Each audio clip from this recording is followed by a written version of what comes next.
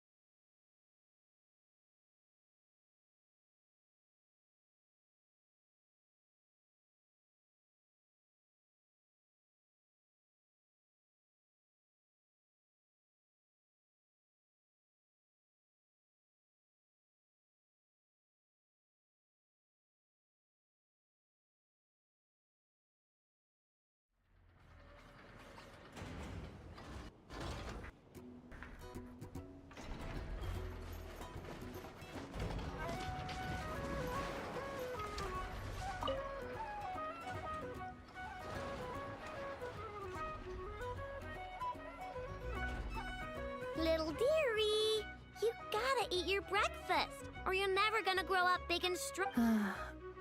I know. There is still lacquerberry residue. Huh? What? Its recovery is progressing smoothly. In a few more days, we can ask... I know. I am sure you know. But...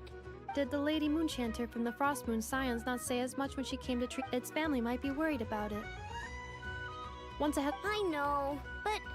You know, it obviously hasn't recovered. Does your leg still hurt? Do you... I know.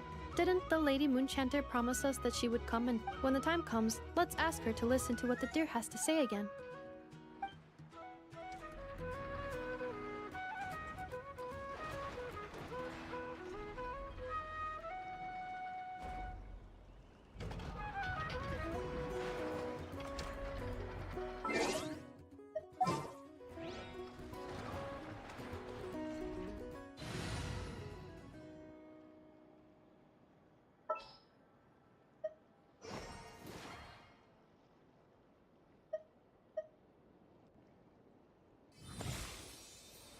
Even when darkness falls, the faithful shall not stray from the righteous path.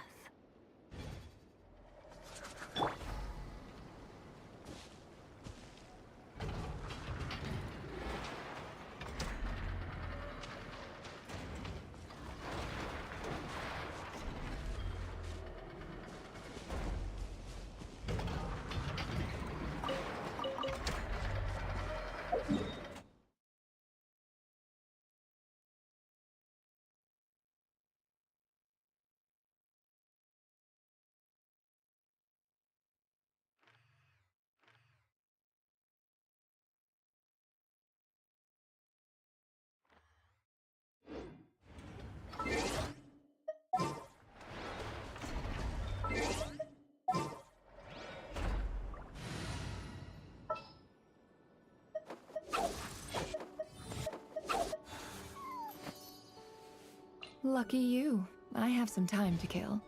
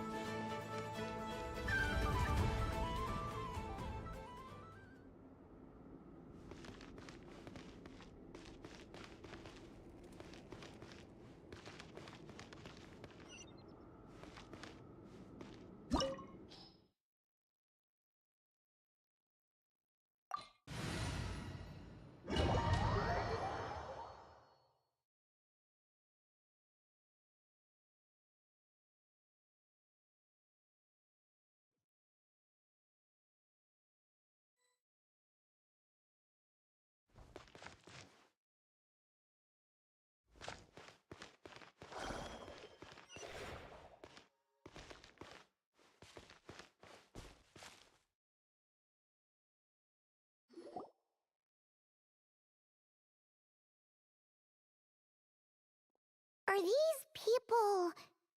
Judging by their clothes, they appear to be phantom Hyperboreans from the distant past. That could mean they have some clues about the moon goddess's name, right?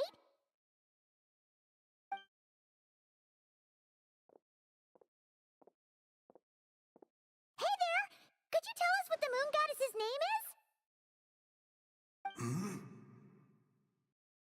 Sorry. That's probably a weird question, huh? How do we explain this?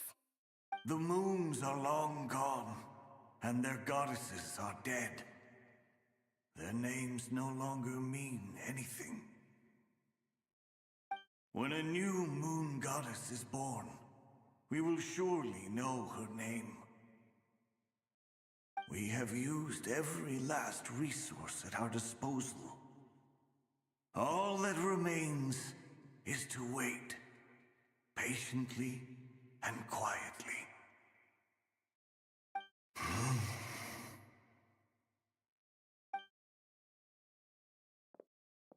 Were the people of the past all this devout?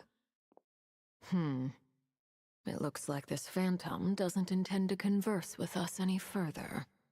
Surely the new moon goddess he speaks of must be Columbina.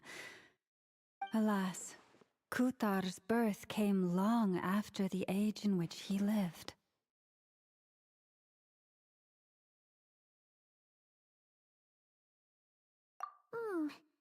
But, maybe if we find a phantom from a more recent age, they might know Columbina's real name. True. Keep an eye out. We should be able to tell which era they're from by the clothes they wear. Yeah, you've been pretty talkative this whole time. What changed? Oh, nothing. I'm fine. You all make good points. When the Hyperboreans speak of moon goddesses, they mean the three from truly ancient times. I can't imagine they would know anything about our current moon goddess. There once was a time when the moon goddesses blessed them greatly and protected them from harm. So, when the war between the gods and dragons plunged the world into chaos, it seems they looked once more to the moons for help. Yeah, that checks out. Let's continue on. Who knows what else we may discover?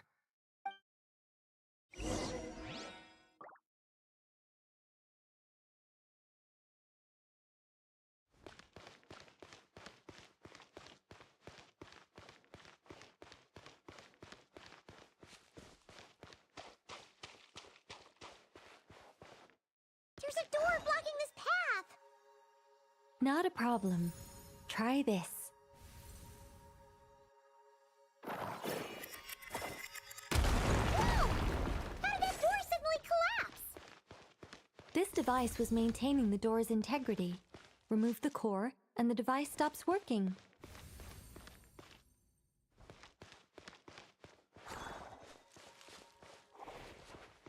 Is this our destination?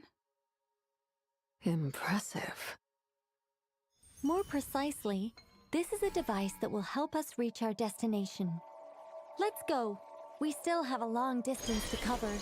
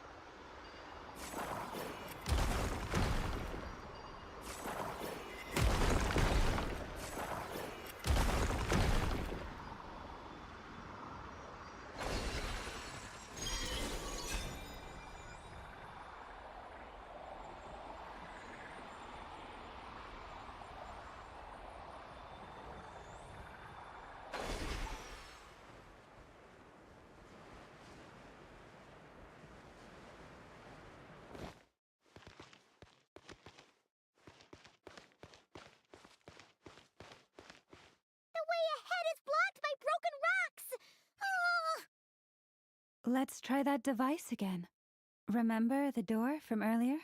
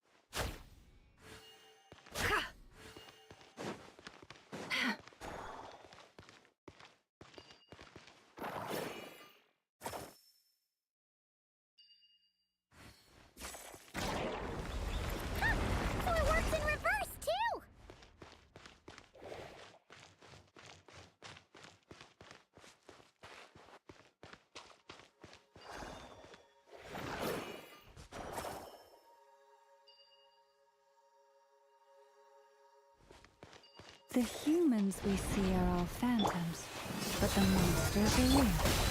What a fascinating place. There'll be plenty of time to admire it later.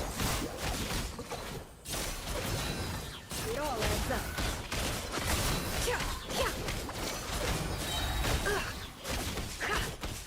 Can't hide.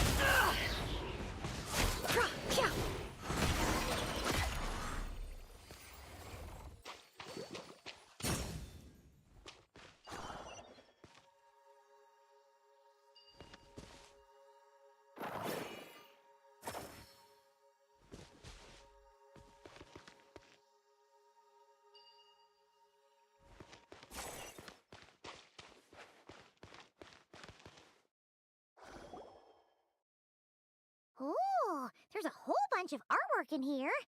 Seems pretty old. Nicole, this is probably your area of expertise. What do all these paintings mean? Let me see. To understand these murals requires some knowledge of the history surrounding the War of Funerary Flame. I shared...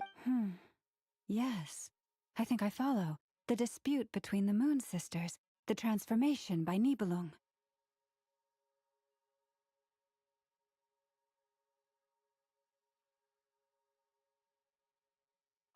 Oh no, it's no trouble. I'd be delighted to share the tale again. Alright then. Tevat's 3 moons and their goddesses were brought into being by the will of Nibelung, the then ruler of Tevat. But when the heavenly principles came, they changed the world completely, down to its very foundations. The moon goddesses were nowhere near strong enough to challenge this entity. But the heavenly principles did not view them as heretical entities that had to be removed. Essentially, the 3 moons existed to keep this planet alive and operational, which did not directly conflict with the heavenly principles' aims. Nevertheless, the inherent precariousness of this arrangement would soon be revealed. Nibelung returned. Yes. He did, and thus began the War of Funerary Flame, a battle for dominance between Nibelung and the heavenly principles. Discord would soon emerge between the 3 moon sisters. One would voice the opinion that they should follow Nibelung, for it was he who first hung the moons in the sky.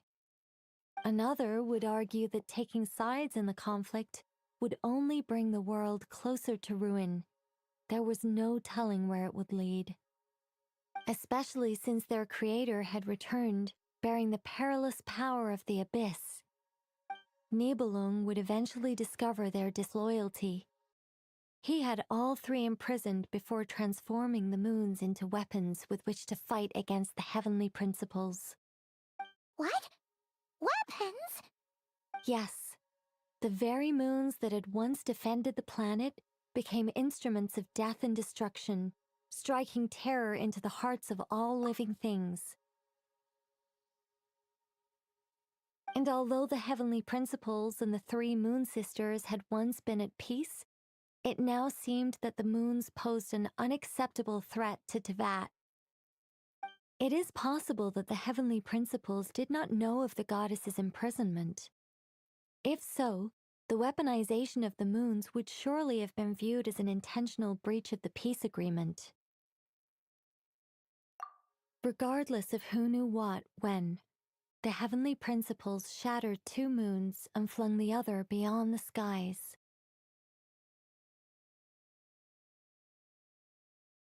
Whether the goddesses managed to escape Nibelung's captivity after his fall, nobody knows. But this much is certain. From that day on, the moons no longer belonged to Tevat. The rejection slowly drained their power until eventually they passed away. So that's the full story. You say the moon ceased belonging to Tevat from then on. Why then would Columbina be born here?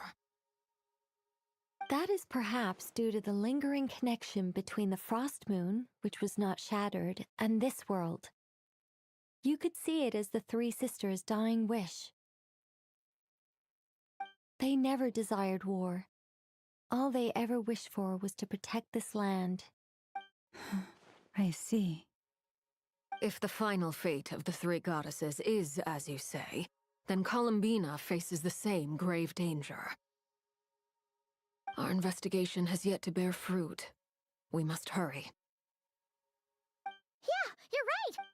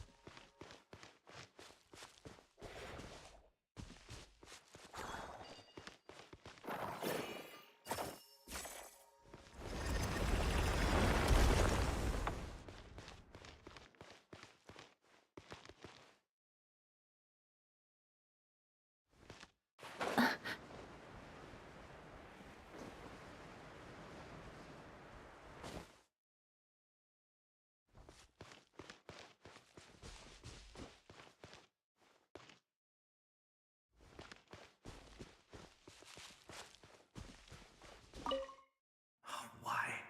Remember his word.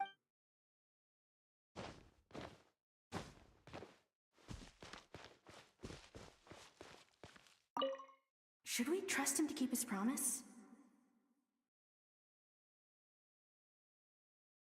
We have to. There's nothing else we can do. Wait, that's odd. Who is he? Is something wrong? No, not really. It's just that over 30 possibilities emerged in my head, so I can't be sure who he is. It's been too long. My memory isn't as sharp as it once was. Okay. 30. Wow. Impressive.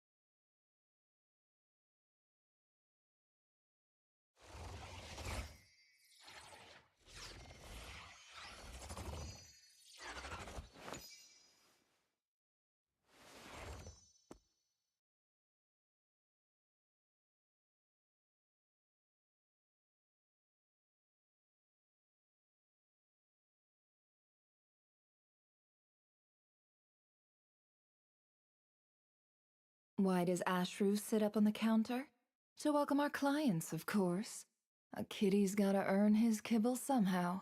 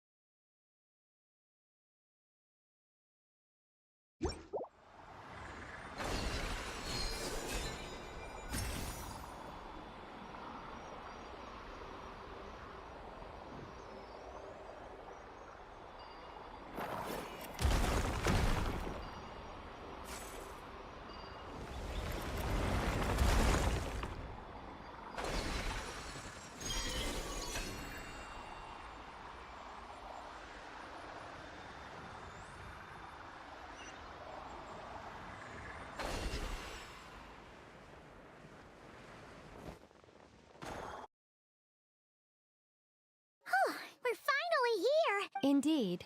I was a little worried about that at first, but as we got closer, I sensed that the Kuvaki within it flows unimpeded. It should be functioning normally. The only issue is how to activate it. It's looking a little worse for wear. What about the cores from some of the other devices we've seen? Can we repair it using those? In all likelihood, yes. I imagine that would have been the Hyperborean's backup plan. Let's look for some cores.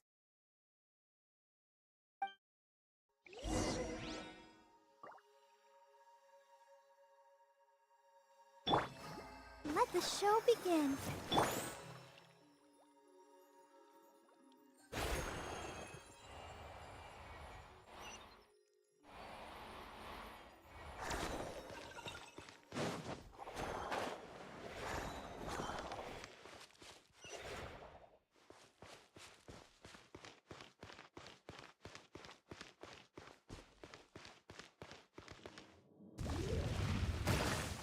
How unfortunate.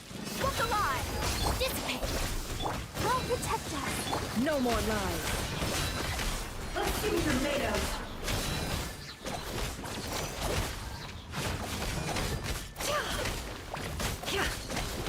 You asked for it.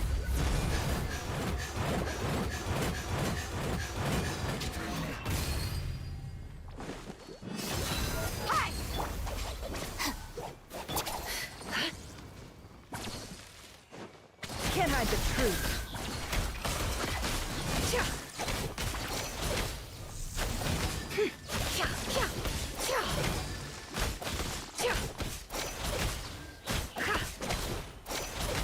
Let's dance. Our bond is strong. Out of my way.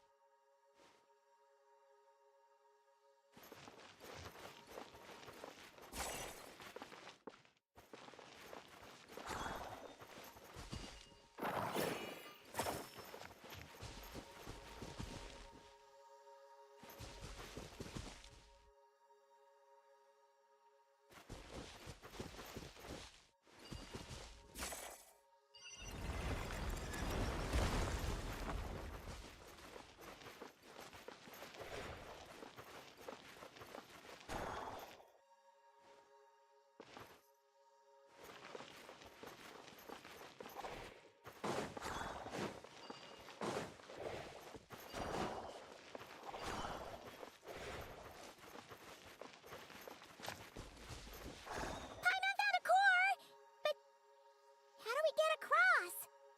Walk up, then jump down.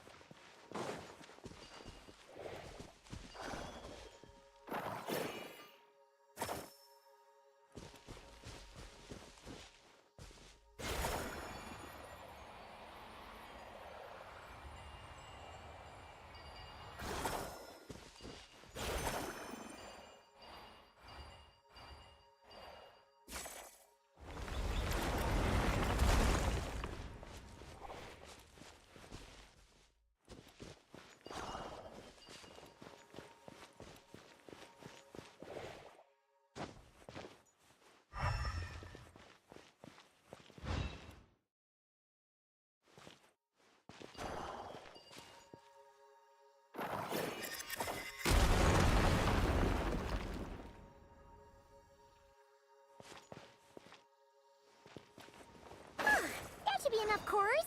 Let's head back.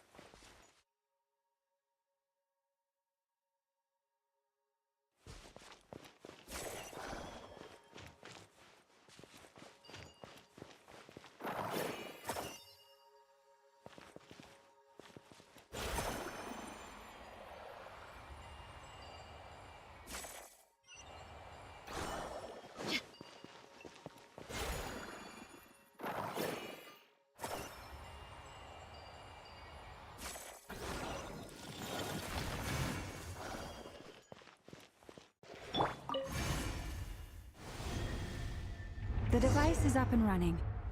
It's hard to believe that the ancients were capable of constructing such things. Paimon sees our destination! It's right up ahead! Yes, let's go.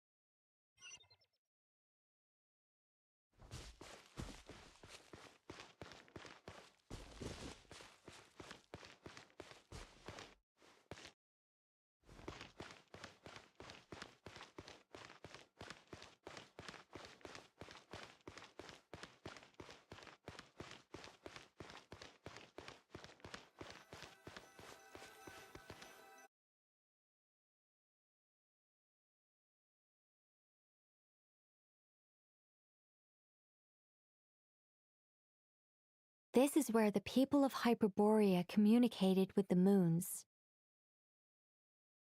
We need only place the moon marrow upon this platform on Moon Prayer Night, and we shall be able to open a portal to the moon and send our moon goddess back home. The assumption being, of course, that we can find her first. That's right. You want to know if it's safe there, don't you? And yet, she has no choice but to return. You know this. Oh, that's not the only issue here. This is the end of the line, right? We've explored everything we can. And despite looking at historical artwork and talking to people from Hyperborean times... If it's not too much trouble, could you tell me exactly what Alice said to you about finding her name? Oh, sure. What she said was... Then your first job is to find it. As a moon goddess, I'm sure she must have a name she identifies with. Neither Columbina nor Kutar is her true name, and she's never really accepted either of them. Is it not also possible that she has never had a true name? Not at any point in history? That would be a hard pill to swallow. But at this point, we may have to accept that that is the truth. No one knows how she came into being, and she certainly doesn't have parents in any sense that we're aware of. Perhaps? Does that mean there's no way to get Columbine... Huh? Wait, why all this pessimism? Was it the way I phrased this question? You all seem to be taking this, well, just because she's never had a real name in the past doesn't mean she can't have one now. What? Think about what Alice said again. She never once said that you'd have to find a new name, did she? Are you saying what I think you're saying? Yes. Names are anchors that connect us to the world. If she doesn't have one already, then all we have to do is create one, no? It's like... yes. Traveler, when you first arrived in Teyvat, do you think you would have turned around if someone behind you shouted, "Hey, Tumaini"?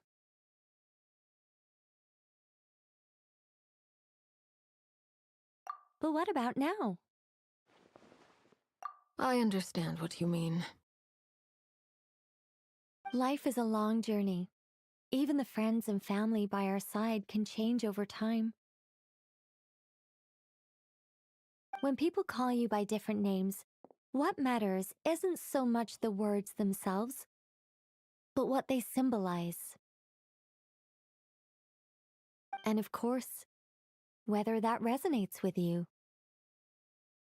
Ether. So, close your eyes and picture the moon goddess in your mind.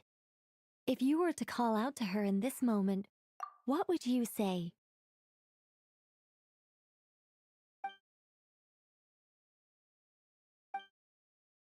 Columbina. Columbina. Paimon would call her Columbina too. Well, she has long forsaken everything that Kutar represents. I think from now on I should call her Columbina too. Well, it sounds to me like you found your answer. Are you sure? Is it really that simple? We haven't found her this whole time, and not for lack of trying. For a journey like this, the process is every bit as important as the outcome. Had you not searched far and wide, rejecting every other answer you were offered, how could you have come to an answer you felt was finally correct? Oh, it all makes sense now. This has... Are you suggesting that Mage knew from the start that Columbina never had a real name to begin with? I can't say for sure. But I can definitely imagine her chuckling in satisfaction somewhere right now, saying, "Ah, what fun." Llama! Your antlers! You should hurry. The festive moon has begun to rise. Do not worry, for when you called the name Columbina just now, I could sense that the power within was enough to summon back the moon goddess. The power within what? Yes, so, the thing is... What's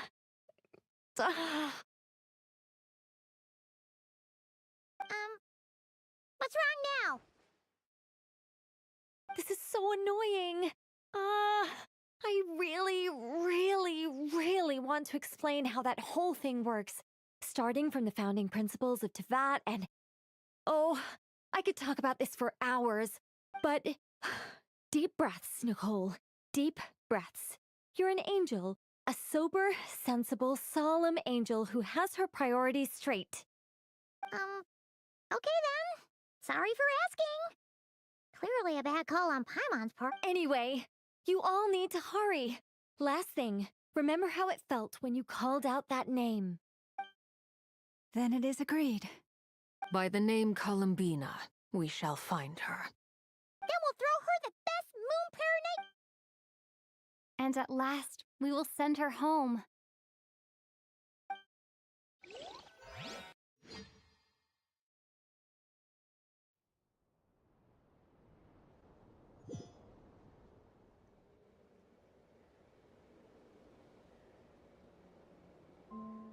I can barely move anymore. My consciousness is fading away. Have they come back out? I'd love to see them one more time.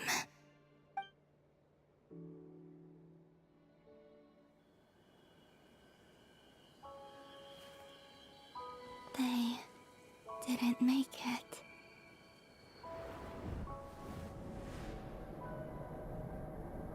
Could you tell me your name? My name is...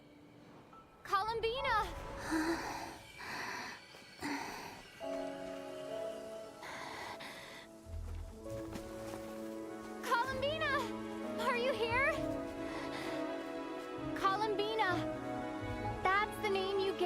when we first met. And it's what I've called you ever since. Columbina. It's a fine name. I have many fond memories of Columbina, and so do all of your friends.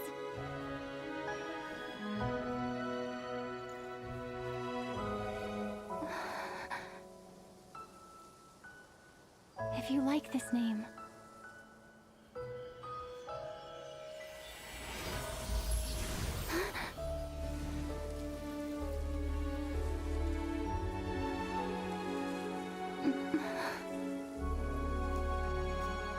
Looking for me?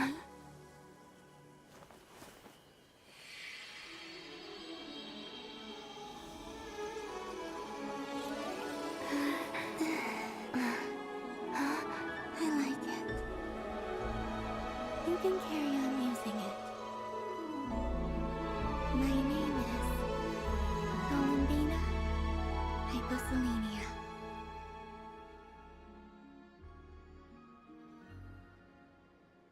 Columbina Hyposelenia. That's a wonderful name. I never thought that Columbina would become my real name. But after I met you and my other friends, the things that this name stood for slowly began to change. It went from being a Fatui code name to something my friends call me.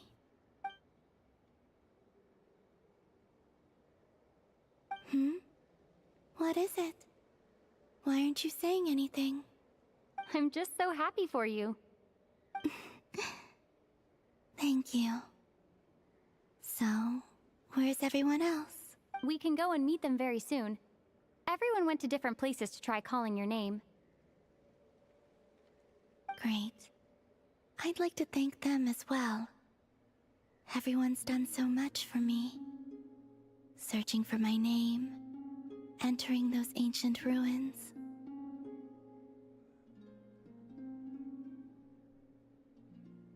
Huh? Wait, so you... Yes, I was there. Not physically, but my consciousness was still holding on. Starting from when? You turned around and called out my name while you were in Nasha Town. Do you remember?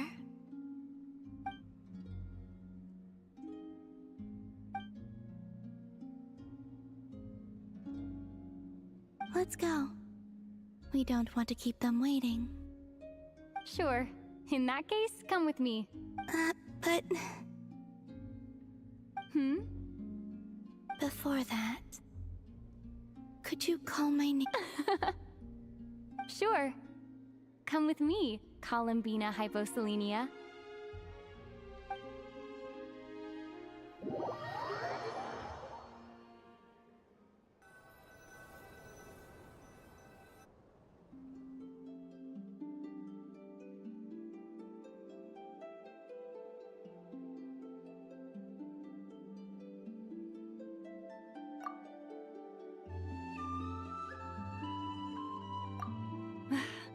Columbina! Oh, this truly is wonderful.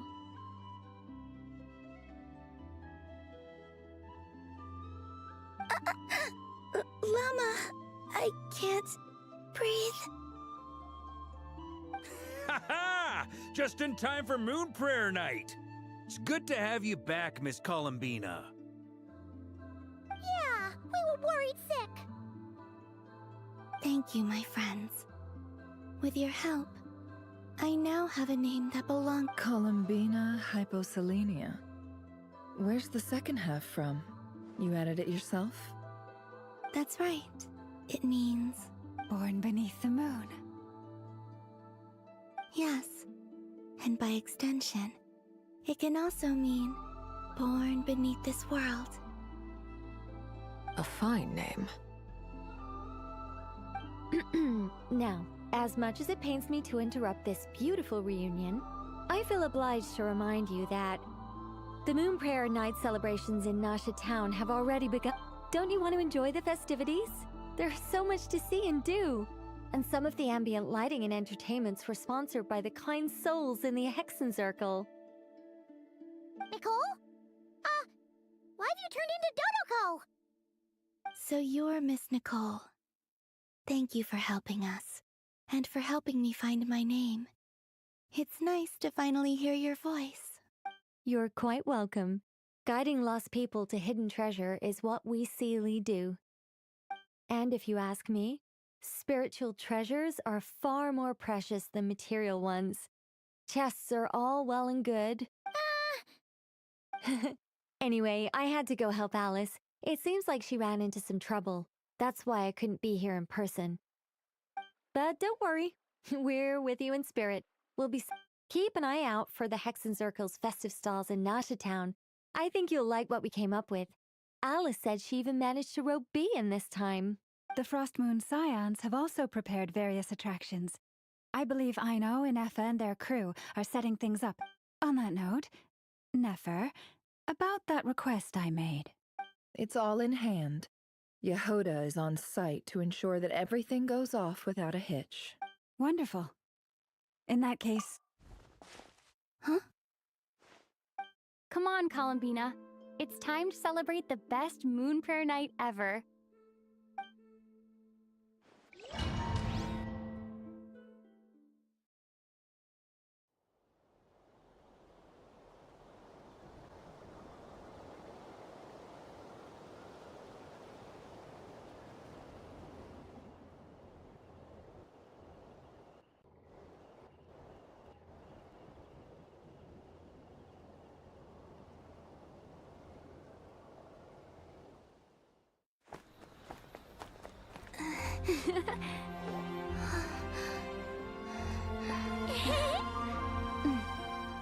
Hey, young lady. Would you like some Moon Prayer Night candy? Happy Moon Prayer Night. Oh, yeah. I almost forgot to say. Welcome home, Moon Goddess.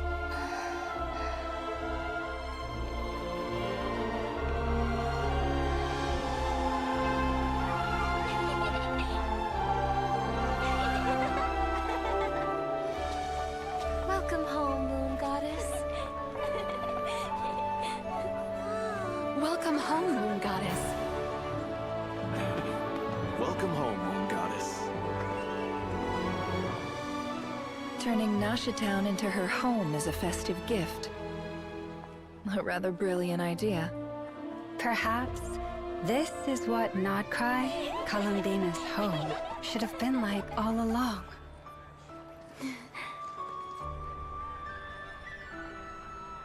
Thank you for the gift. I like it a lot.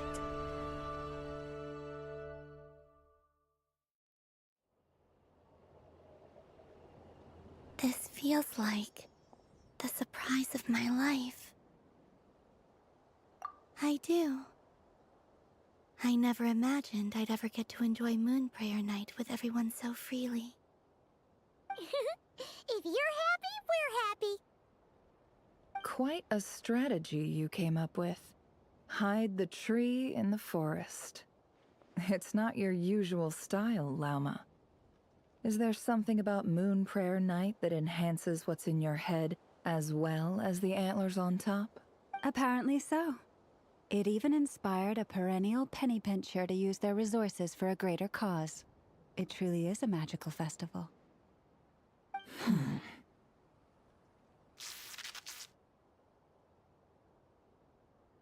I see it now.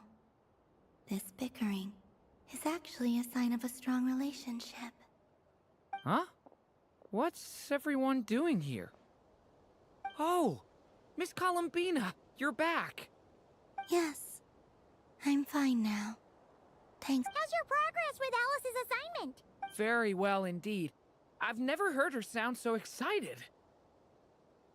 Not like this. This time her excitement seems more serious. Seems like she's had a major breakthrough. She said she'll contact us once she knows more. In the meantime, we're free to relax and have some fun. Enjoy the time off while it lasts. I have a feeling that our next task won't be so simple.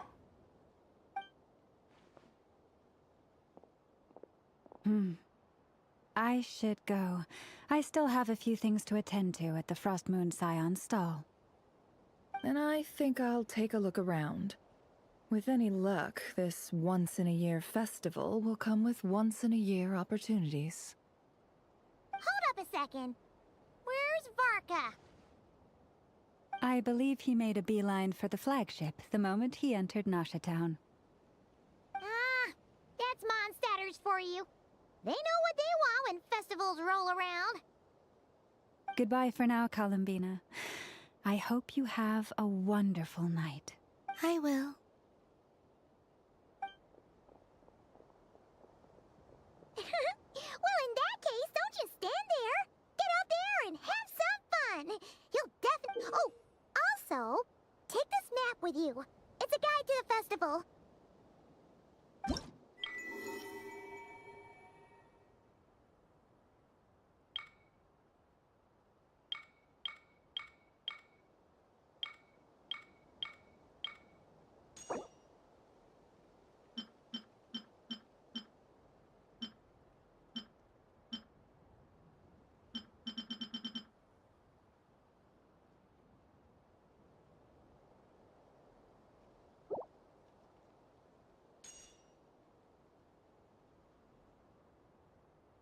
The Frost Moon Scion stall is over here.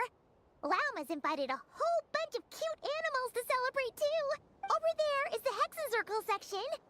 Alice seemed more excited than anyone about this festival, so she... Oh, and then there's the Nasha Town local specialties, including...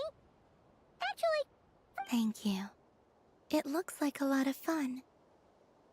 You're not coming with me? We'll be around. But don't you want to browse by yourself for a bit first?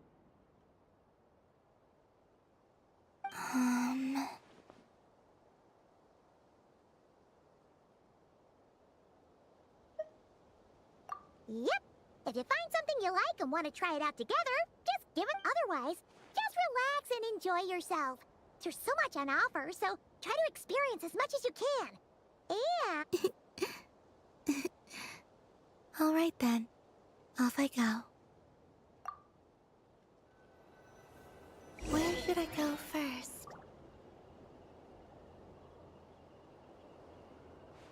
This must be the mage's stall. It feels like I've entered a fairy tale. Ah, how lovely.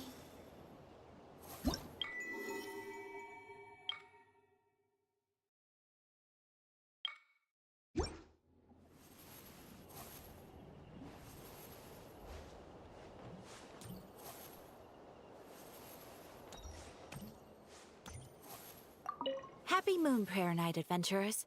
May you have a lovely evening.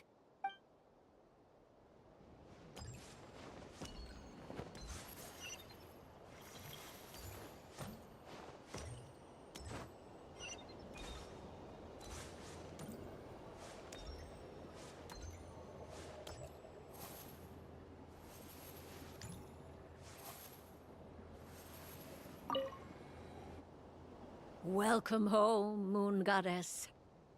Oh, you're the genuine article. Alice was right. This Moon Prayer Night was worth watching after all. Another one that talks. Greetings. Pleased to make your acquaintance. I am the Hexen member they call B. Barbeloth Trismegistus. Columbina Hyposelenia. Pleased to meet you too. Hyposelenia. A fine name indeed. Now then, Miss Columbina, do you wish to hear a mage's divination? Divination? The Frost Moon Scions used to ask me what would happen in the future. From the perspective of the one seeking answers, perhaps.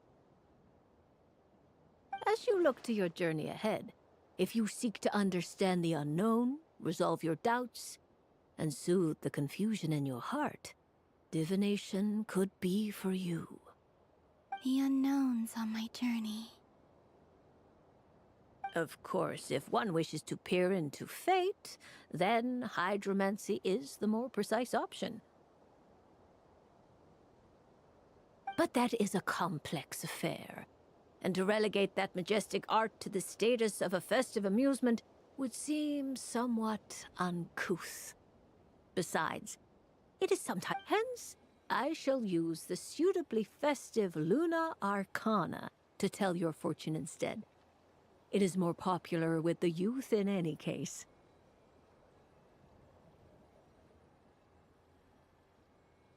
Lunar Arcana.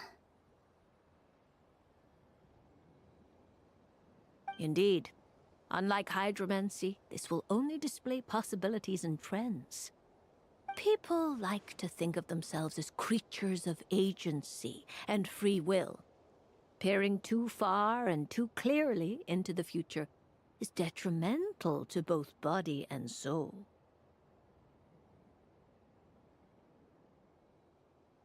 I'd like to give it a try. Of course you may. Come then, take a seat, Miss Columbina. Before we begin, are there any specific questions you would like to ask? Let's stick to general possibilities and... Ah, very well.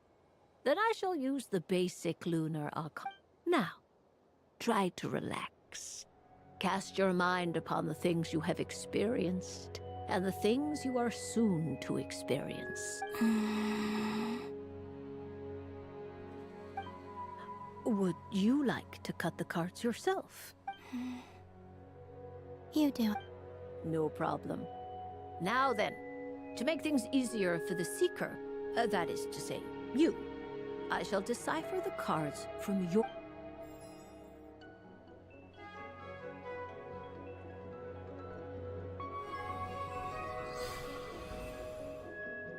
Please, draw the first lunar arcana. This represents destiny, and is the foundation for the divination as a whole.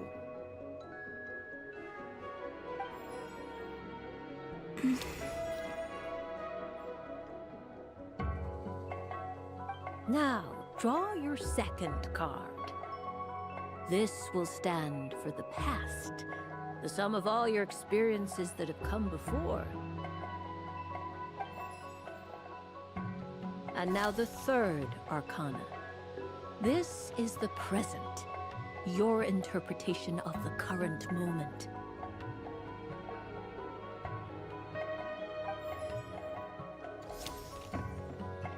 Finally, the last card. This shall speak of the future, which... Oh.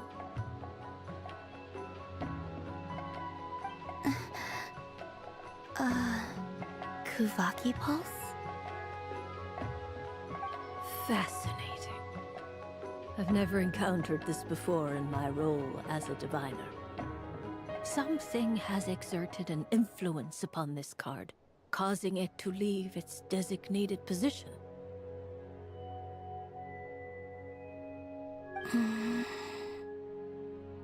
What do you make of this, Miss Columbina? Perhaps this is the guiding hand of fate in action.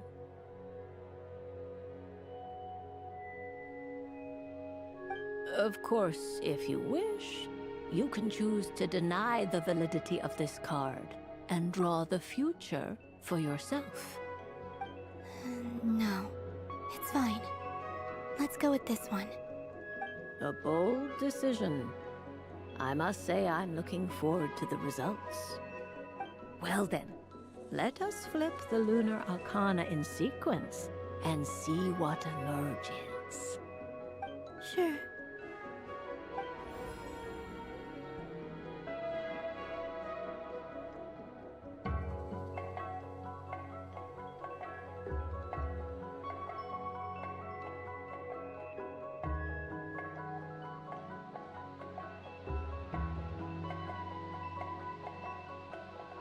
First, destiny. No surprises here. The card that represents yours is the moon. The moon. Indeed. The moon can represent the truth at some times, but deception at others. False peace, destructive calamity, and the world-changing power that lies within. When the moon is placed on the destiny tile, it indicates that your destiny is not what it may appear on the surface. Instead, it may yet have a hidden side. It symbolizes a journey through the fog, fraught with uncertainty and deception, where one must face inner challenges head-on. I don't understand. Patience, my dear. This is but the first card, which serves as a basis for the interpretations that follow. Our divination will only grow clearer from here on out. Now then, flip the second card, the one that speaks for the past. Ah, the Hermit, but inverted. Inverted? Yes. The Hermit symbolizes solitude, introspection, and the pursuit of truth. When inverted, it represents isolation, truth out of reach, and a path that leads one astray. Combined with the moon as one's destiny, the Hermit inverted represents a choice you made to stand alone in the past. It was a choice made not out of fear or arrogance, but for reasons that others could not perceive. You fumbled through the darkness without a guide, but you did not find your way. Rather, you went astray. More than once, it would seem. Is this about how I became Kutar despite not wishing to become a god? And how I joined the Fatui because I yearned for a place to belong? I suspect only you know the answer to all is not lost. The past is in the past, and so it shall remain. Shall we look into the present? Oh my. The Lovers. One of the most interesting Luna Arcana. What does this one mean? This means that you have had an unprecedented emotional experience. The joy of finding your soul becoming intertwined with that of another. A precious and wonderful thing indeed. It's true. I've made a lot of friends recently, and they are very good to me. I like them a lot. That sounds lovely. I am most delighted for you. The Lovers can also represent important decisions, perhaps related to a parting of ways. Now, if I were to guess... Yes. My return to the moon. I understand. Parting with friends is never easy, Columbina. But rest assured, this is not the end of your journey. There is always another story waiting to be told. The future always lies ahead. The future. Well now, it's finally time to flip this. I'm ready. Very well. Flip this card and see what lies on the other side. Oh. Miss Barbeloth? What is it? This card is death. That doesn't sound very good. It depends on how we interpret it. It is true that it can represent an agonizing death, a complete and utter end, but at the same time, it can also represent rebirth. Do not forget that your destiny card is the moon. That lends your future many different potential meanings. If death spells the end, is it unavoidable? As I have said, divination can only display general trends. It is a rough guide, but it does not show predetermined outcomes. Allow me to summarize it for you. In the past, you may have lost your way, but now you have gained new connections and new strength. You now face an important decision. This change might, in turn, be the end of all things, or their beginning. But remember, everything is subject to change because of the moon present in your destiny. You must see the truth clearly and face your inner... The truth. My innermost thoughts. Thank you, Miss Barbeloth. Don't mention it. Some people dislike divinations, for fear of glimpsing an ending to their story that they wish was not so. But I can see that you're different.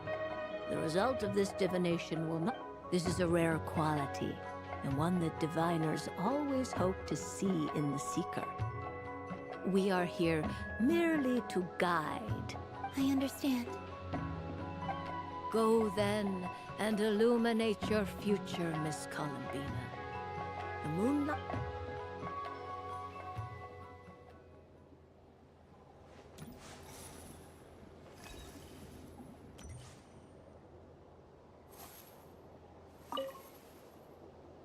A soft and furry creature that bounces and jumps. Welcome home, Moon Goddess.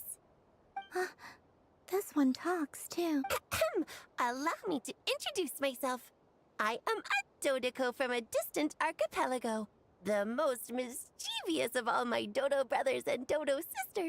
When the going got tough, I powered through, and when I met obstacles, I boomed them. That sounds like a lot of... Doesn't it just? Oh, but then the trouble.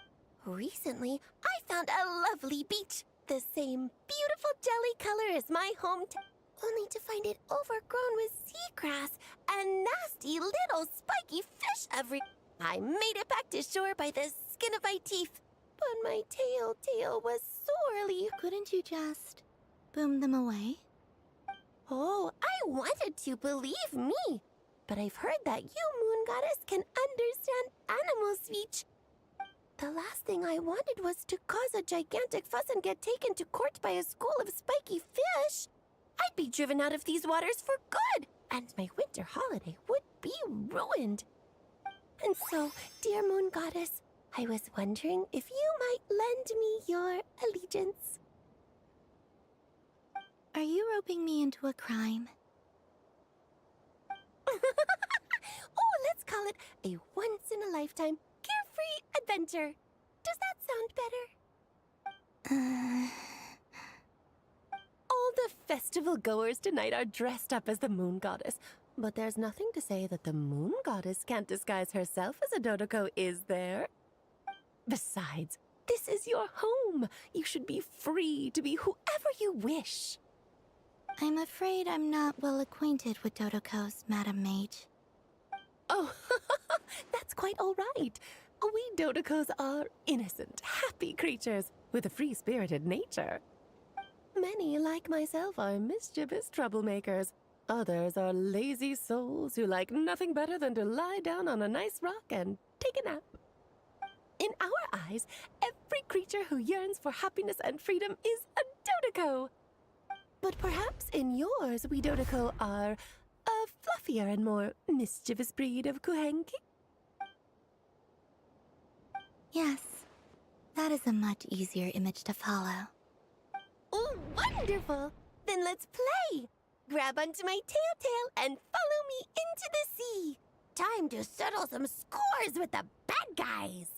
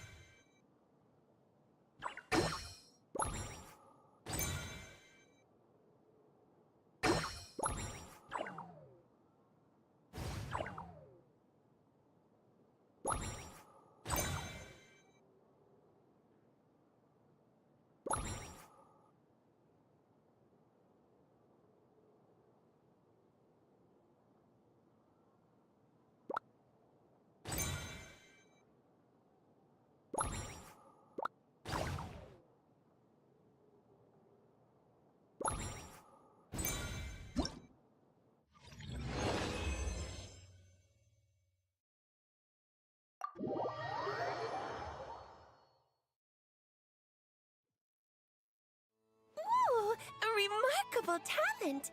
So, what do you make of it? The use of Jumpy Dumpties doesn't come as naturally to me as Kuvaki.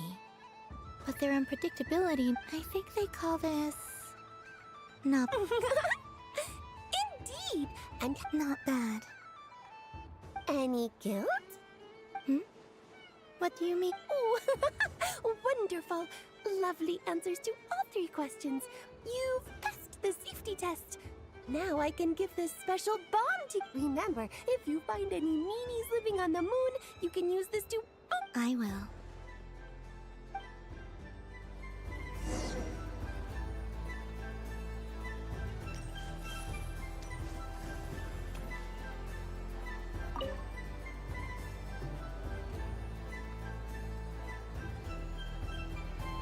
I wouldn't say it's unfair, exactly. I mean, your voice goes right into people's heads. How would you explain that? You can't just explain it away as magic. Is something the matter? Ah, Miss Columbina! No, nothing you need to worry. Ah, impeccable timing. Stick around for a second, Miss Columbina. I need your input on some. This self-proclaimed Knight of Justice has yet to give me a satisfactory answer. I, for one, would like to hear your verdict on the matter. Hey, now, I left the flagship just to help you out, Miss Nicole. What's going on? So Alice and I are both using long-range remote control spells that work on similar principles, allowing us to attend this festive fair in Dodoko. Sorry, let me backtrack a little. While similar, there are some key differences. Alice, being a great mage, wanted her Dodoko to reflect something of her own charm and mystique. So she adjusted the way its tail moves when it spins around. An entirely gratuitous move, in my opinion. I hardly see how anyone is going to notice that. If anything, I'd say that anyone who stares intently enough at a Dodoko's tail to notice such a small... I only say this to emphasize that my question has nothing to do with tails. Now that we're clear on that, why is... Your voice speaks directly into people's minds. See? Exactly what I said. Miss Nicole? Ugh, I can't stand it. I know that probably makes me sound like a whiny child acting out in front of their parents. And it's a little embarrassing now that I think about it. But hey, I've said it now, I can't take it back. That would be even more embarrassing. Also, don't go reading too much into that analogy. It was off the top of my head. I'm actually an awful lot older than either of you. Miss Nicole, are you saying that you'd like someone to play the game you've prepared? I'm not so invested in that. It's just something cobbled together using items I borrowed from Alice. She probably didn't even make them herself.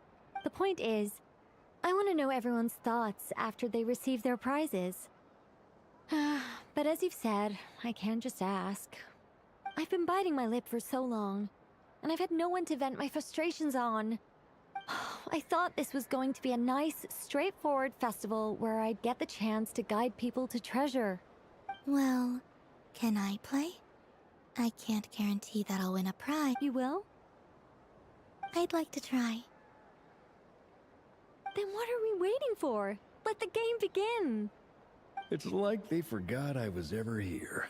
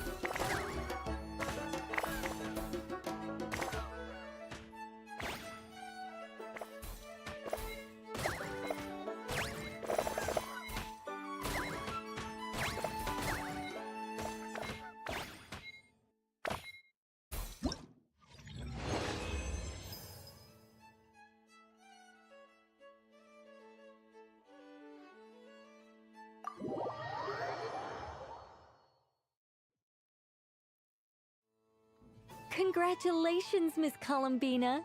With your great wisdom, you have overcome every obstacle in your path. Fate? Well, something to that effect. If you'd prefer something more poetic, it could be the icy winds. You could even go with the challenge posed to you by Dodiko. All my hopes are now resting on this. Can I open it now? Stop teasing me. Please, I'm begging you. Wow. What a lovely sculpture. Classic and cute at the same time. Thank you, Miss Nicole. I'll always treasure it. Ah, there we go. Music to my ears. You have my sincerest gratitude, Miss Columbina. Thank you for sharing your precious time with me and fulfilling my wish. Don't mention it. You've all done much to help me. And still, I'm the one receiving all these gifts.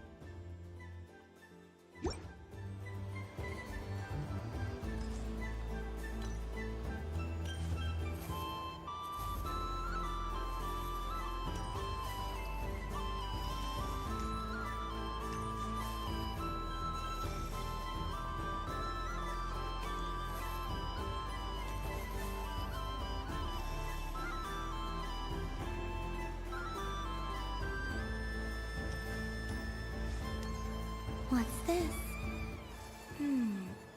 Should I give it a try?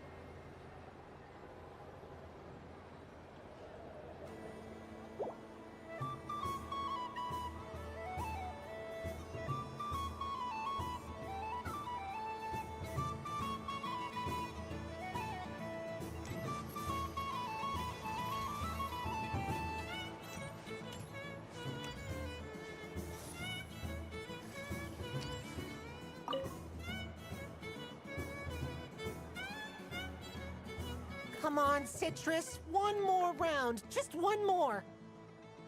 But my neck... Oof. You should take a break. Health comes first. Yeah, don't push yourself. Hey, don't look at me. I'm the referee. What are we gonna do then? Do you need any help? Yes, we do. We need one more player. All right. Could you teach? It's really simple. You just throw the dice and move by that number of tiles.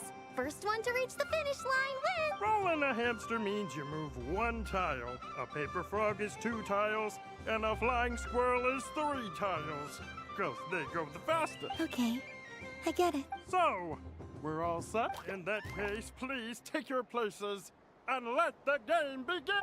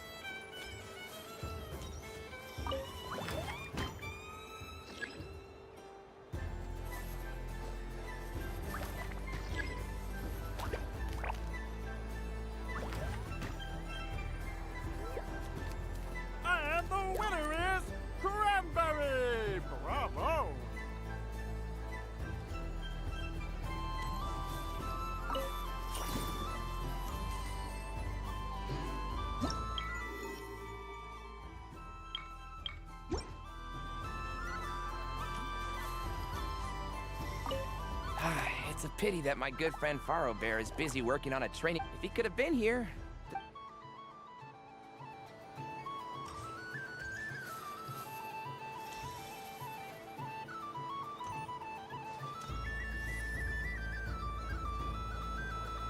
But I was aiming right at it. Aw, what a pity. I saw it with my own eyes. You were so... That's not true. It dodged out of the way right as I was about to snag it. I'm sorry? You heard me. This paper frog can move. I swear. Dear, oh dear, what are you saying? How could a paper frog move?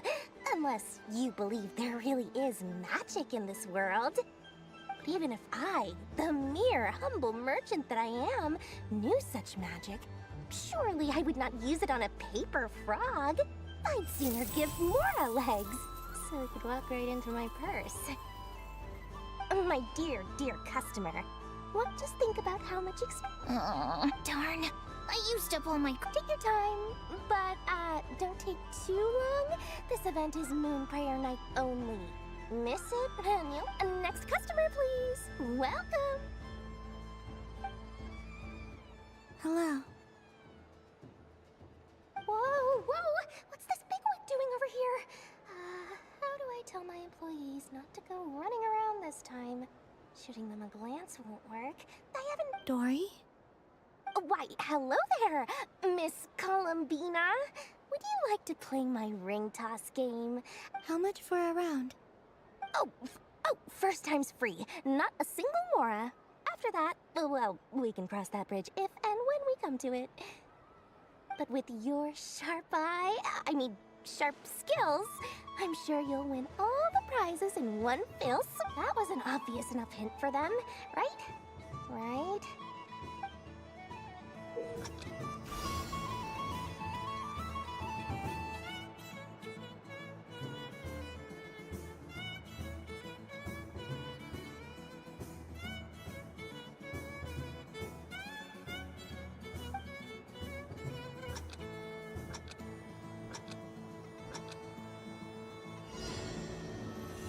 Here comes the ring!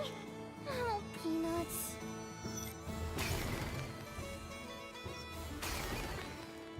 Change tracks. Roselle, should we move or not? Just a tiny bit. All right, then I'll... Oh, sugar plums, not the clock hands. How do I move the legs again?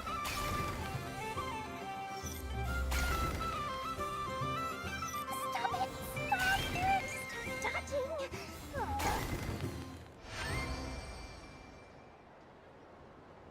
Let's see now. Wow, very good. That's the high... And here's your prize. Now, how about another round? As for the cost... Happy Moon Prayer Night, Miss Columbina. Happy Moon Prayer Night, Durin and Hat Guy. Are you here to play the game? Yes. You said we were just coming here to say hello. I did, but then I recognized a few more people as I got closer. Do my eyes deceive me? Is that... It's our little dragon! He's all grown up! Someone's popular. Well now, since you came all this way, why don't you try out the... He'll have a go. I'll pass. It's only one free try per customer. You can't give your try to him. I'm aware. How has Elder Almond been lately? He's in great shape. He goes for a run in the forest every... He tried to go boat racing with Firecracker a while back, but... How about you, little dragon? Yes, I can. But you've become less We call that maturity. You know, the thing people sing about. The knight wields a sword of stone. Stone is very heavy. That's awesome! I want to be a knight when I grow up, too. Ring, here I come!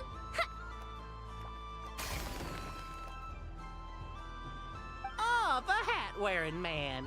I never thought I'd see you again. If you say so. Oh, I do say so. The people you once helped see it clearly. May the engine in our hearts propel us to the station of our dreams. I can move! I can move now, Roselle! What are you doing, running into the rings like that? You got them all so quick. I've never seen anything like this in all my travels. But how? They're origami animals and clockwork people from a fairy tale. I have to get to the bottom of this. Next time. Thank you, Dory. I had a lot of fun. Now for your prize.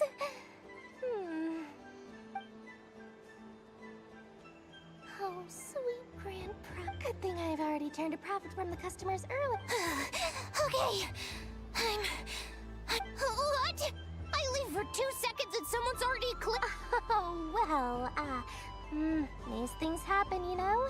Perhaps you'd be interested in one of the other prizes in... Is this here? You can have it. Huh? But... Don't worry about it. It will be happier with you. Oh, thanks so much, miss. Munga. Oh, goodness gracious, Columbina. Give me strength. Daddy, look! That's the game I was... Forget it. She is the moon goddess after all. Huh? Oh... You can take mine if you want. What? Why? Why are all these Happy Moon Prayer Night, everyone. Happy Moon Prayer Night.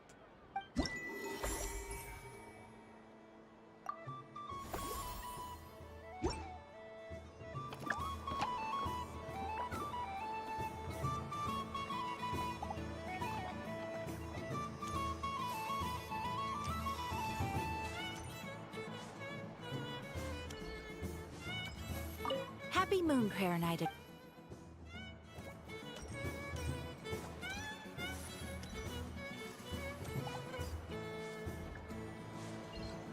So this is the Frost Moon Scions area. It feels very familiar. But everyone looks much happier than usual.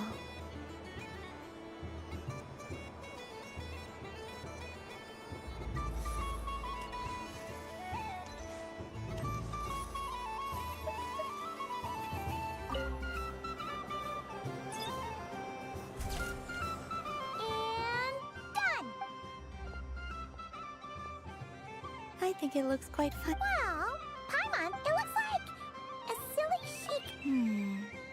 Maybe I'll stand on the Sheik Badger's side. It looks like we've attracted the attention of quite a few.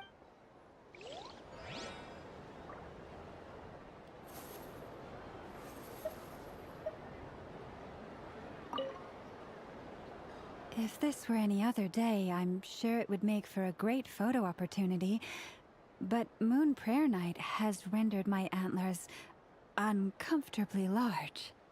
Doesn't it look like this rhyme-horned deer has 2 sets of antlers?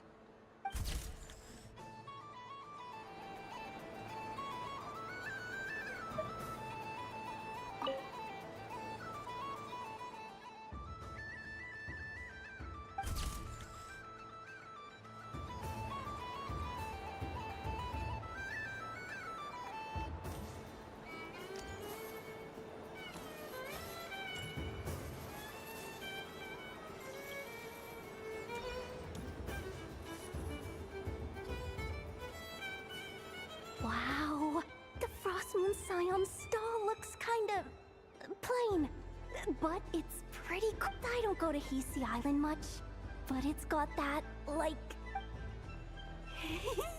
And if culture means we get more... Hello, Yahoda. Columbine! That was too close. I almost gave the game away in front of the staff. Oh, wait. What's the deal with her shoe? Do you like balloons too? Balloons? Oh! You mean those? What's so fun about balloons? I'm not a kid anymore. They're probably more up Aino's alley. Yes. The animals seem very curious about these strange flying objects. I was drawn here by their voices. I recently learned a fun new game you can play with balloons. so I decided to come and give it a try. A new game? Hello. Welcome home, Moon Goddess. Here to buy some balloons? Yes. Could you give me a few that haven't been... Are you sure? I guess? Yes, please. Uninflated balloons? But those are just little rubber pouches. Would you like to play the balloon game, Yehoda? Huh? Sure. I guess. How do you play it? Wait here a moment. Oh. This is so weird. I thought I saw Columbina nearby. Uh-oh!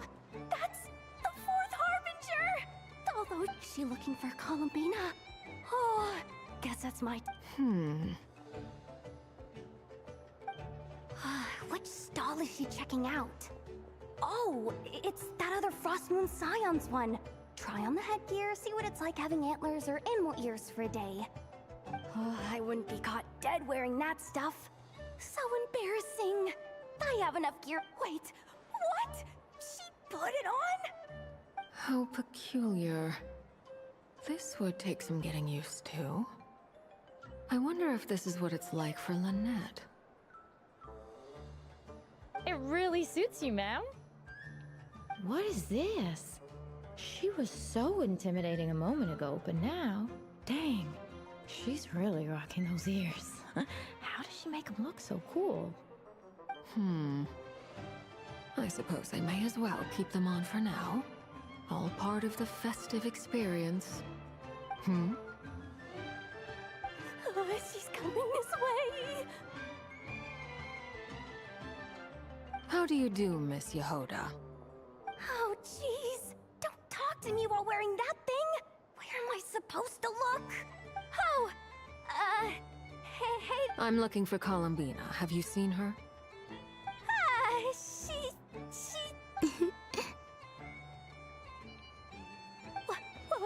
Wait, is that what she meant by balloon? Yeah. Huh? No fair! How come I get caught in the crossfire? An ambush from the rear? Is this a declaration of war, Columbina? Would you like to play too, Arlecchino? Seriously? Are they gonna start some beef right? Gladly. That said, I believe there is another who would like to join. Boss Nev! Thank goodness! You've got to get me out of here! Things are kicking off big time! Hello there. I'd like 10... no, make that 20 balloons, please. What? Miss Moon Goddess, I hope you're prepared to pay the price for assaulting my employee. Welcome to the game, Nefer. Just to be clear, let's keep this a fair fight, okay? No strange powers, please and thank you. Naturally. Don't just stand there, Yehoda. Aren't you going to team up with me? Huh? Do I have... Of course. Don't forget, the Curatorium has a reputation to uphold. I knew something like this was gonna happen.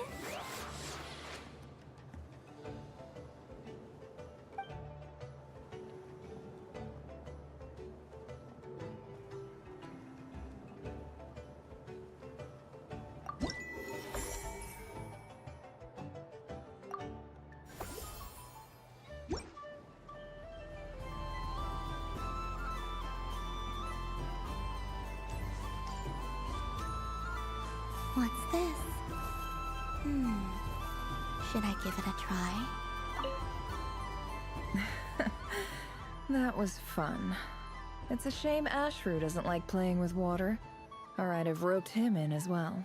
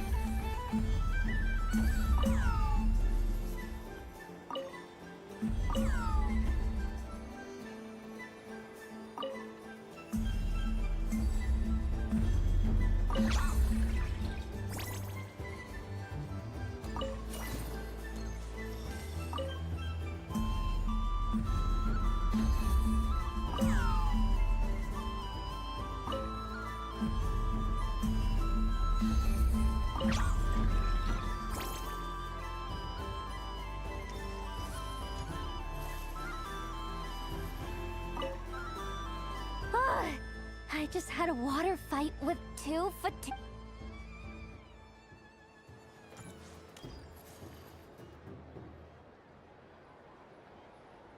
I wish for a never-ending supply of laka berries. What a humble wish. Probably written... Is that Lauma the Moon Chanter?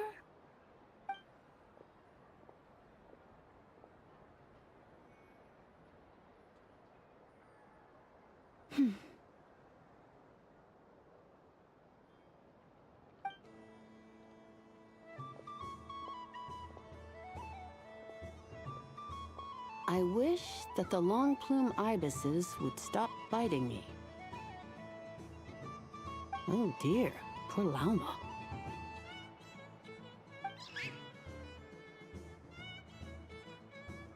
All right, I'll write that one down for you.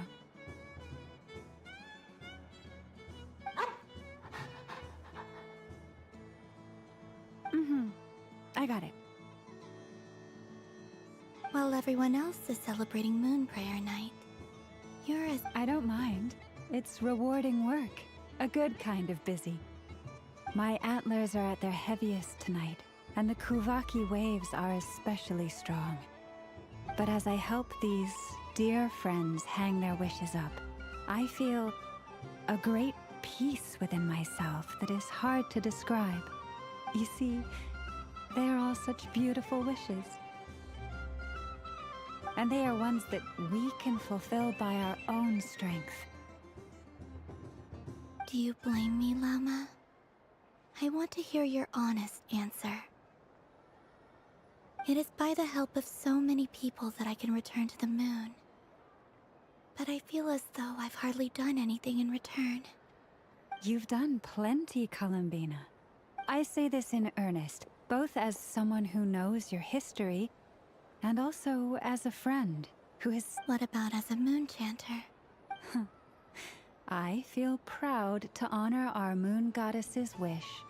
And I'm sure any moon chanter in history would have felt the same way. Thank you for your kind words, Llama. But... Since you asked for my honesty, I won't lie to you. My feelings are mixed right now. Besides pride, I also feel... I suppose it's a reluctance to let go. Once you return to the moon, we will be far apart and separated by a false sky. I'm sure those of us left behind will gaze up at that sky, yearning for the moon once in a while, just as you used to do. I will miss you, Llama. I will miss you all. I hope to stay in touch. I will try and find some way to send messages down from the moon. Perhaps you could use Kuvaki. I've heard Yehoda say that signals can be sent using long and short waves, or strong and weak lights. That sounds a little complicated. What if we forget what the signals mean? We could prepare a codebook beforehand, but... You're right. Still, whatever happens, I believe that you will find your own unique way of communicating with us. And now that I think about that, my heart feels lighter. Because you trust in me? Yes. I have faith in you, and in the power of truth. In my experience, the truth tends to be difficult. But that's what makes it stand out from what is false. So I'm confident that your thoughts and your love will shine through the curtain of lies. We will... Thank you. Now, could you help me hang up my wish? Is this... I wish that all who dwell in this moonlit world can find a place to belong. And I wish that I shall one day see my friends again. It's 2 wishes. I hope that... Not at all. And I think you speak for us all with the second one.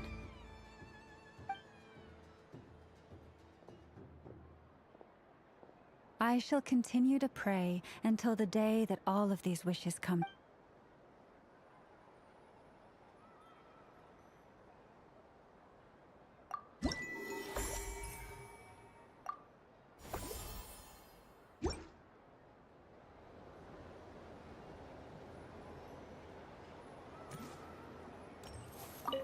Yes.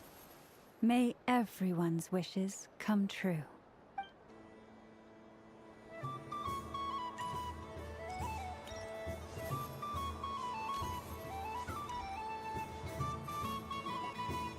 Sunny days! I prefer sunny days. Ah, well, you are as warm as the sun itself, Moon Goddess. Very well. I believe your spirit animal has to be this most adorable chic badger. Wow! Thank you, Mr. Talking Magic Lamp. Have a very happy festival, Moon God. Flens? That's you, isn't it? It's our little secret, my dear traveler in Paimon. Okay, sure, but why are you here selling sugar sculptures? Everyone celebrates in their own way. After gazing into the abyss and spending time around gravestones all year, besides that, I like to think of myself as a fair judge of character. I dare say... That's not what Paimon was talking about. Aren't you afraid that your true identity might be a... Should I be? There is all manner of magic in the air this moon prayer night, thanks to the work of the great mages. I see Miss Columbina is hiding in plain sight. Why should I not do the same? Why miss this rare opportunity? Fair enough. You got a point there. People who don't know you will probably think you're just a talking lantern. Well, now that we see eye to eye, what brings you here? Ah, well, actually... Oh, this is... How wonderful. Yeah, we just met Barca, and he said that having everyone draw their own section was kind of boring. So, he did your bit for you. Ah, Vark. In that case, I shall paint something on Mr. Albedo's... What? Why not now? Ahem. Phew, that was close. Hello, Flins. She recognized you right away! What keen eyes you have, Miss Columbina. Especially considering they are shut.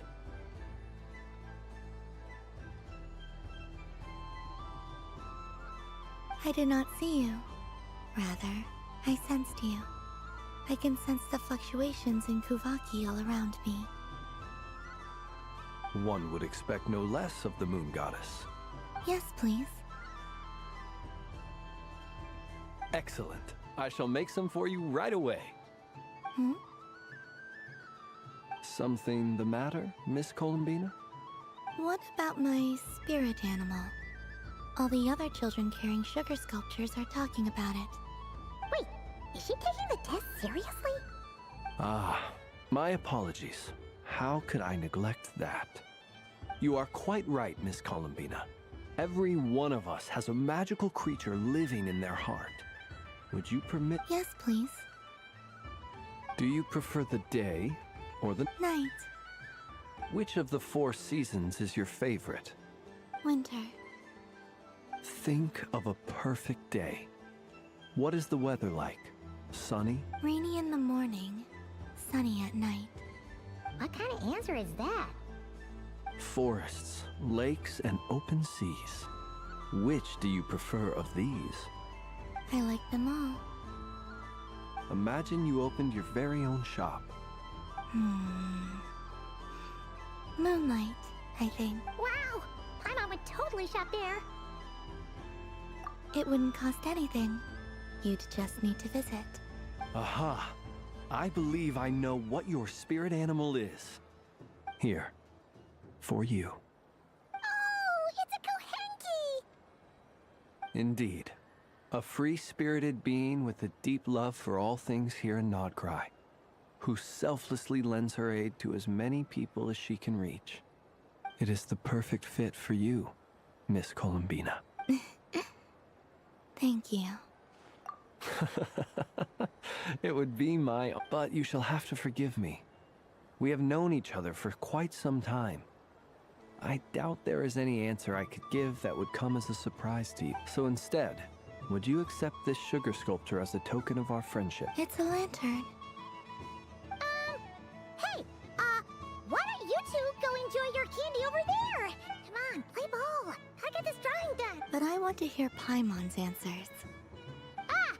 But it'll probably take ages. Oh.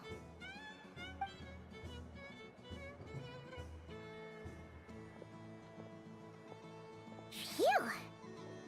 Nice excuse, Lady Paimon. Yeah, no thanks to you.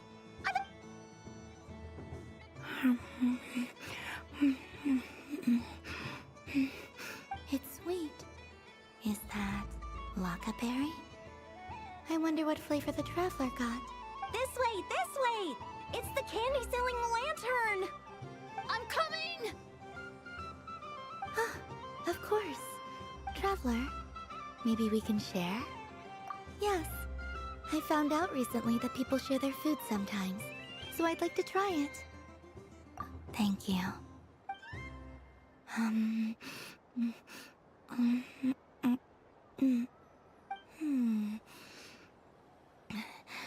Yours is a little more sour than mine. Here, you try it. Are you sure? Amazing.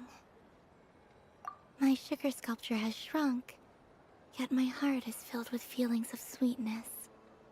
I will remember this feeling. Sure.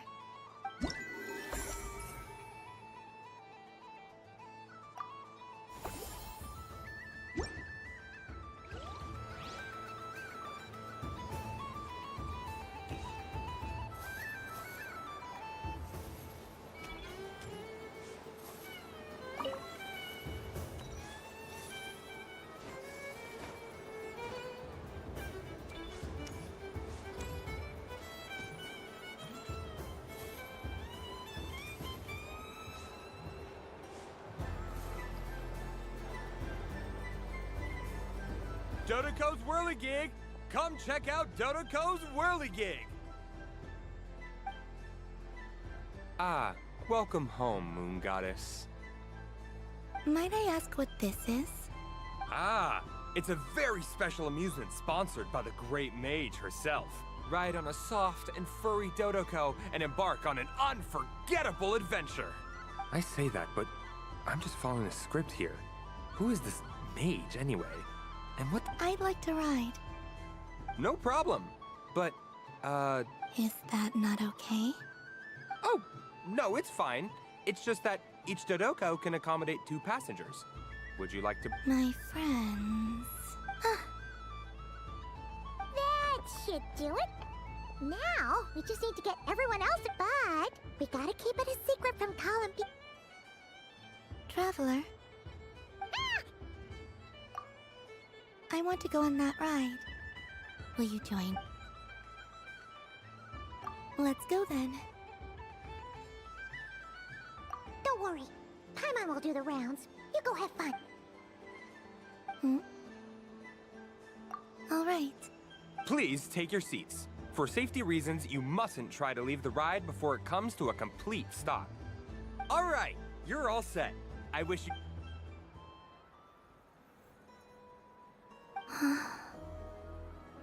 Not bad.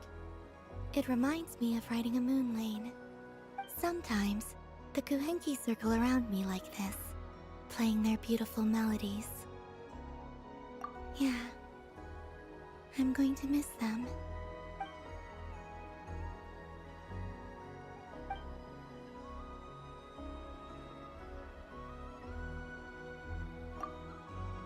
It does.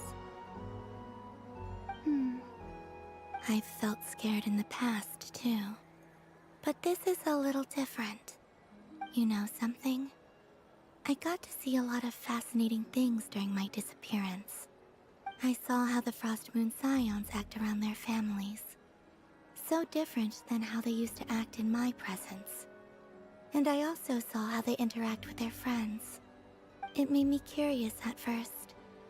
Why do people act so sincere when they're worshipping gods, but save their truest, warmest feelings for each other? Slowly, I came to realize that it's because they trust one another. They know, deep down, that they'll be accepted for who they are. All of it. The good and the bad. I know. I knew it the moment you started calling out my name. What I fear now is the end. I fear losing all this the very night I have gained it.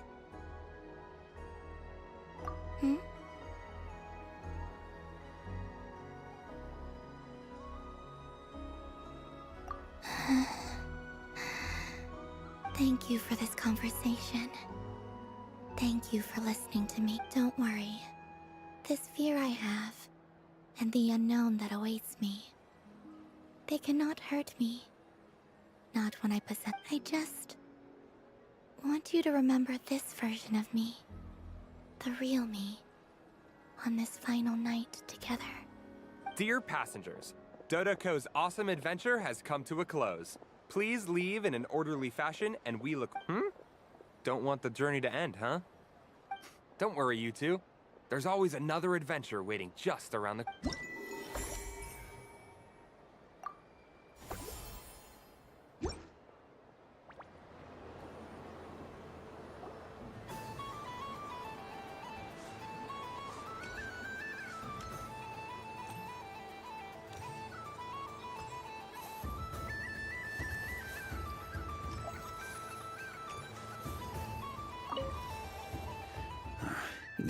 Huh?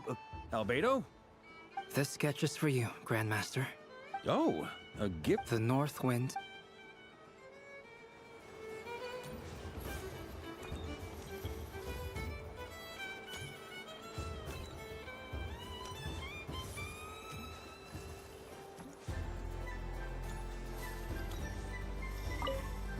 It's a pity that my good... If he could have been here.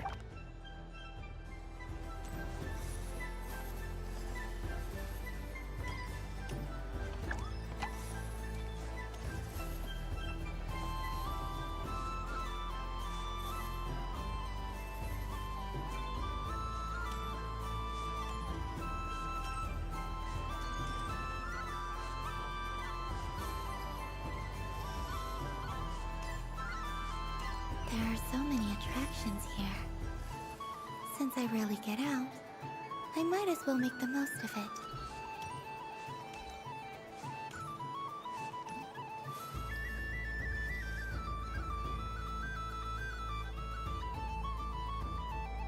Well, well, look who it is.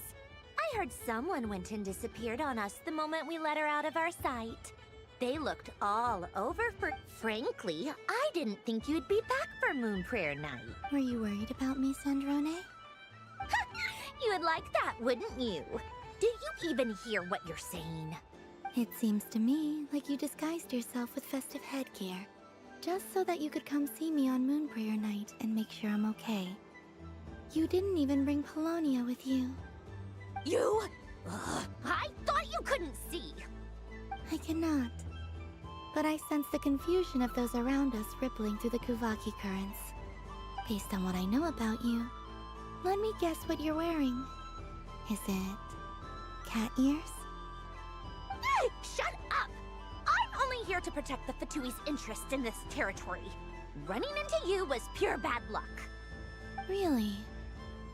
But you were the one who asked Arlecchino to help everyone find my name. Columbina! Ugh! Just one more word, and I'll unscrew your vocal cords. It's Columbina Hyposelenia now.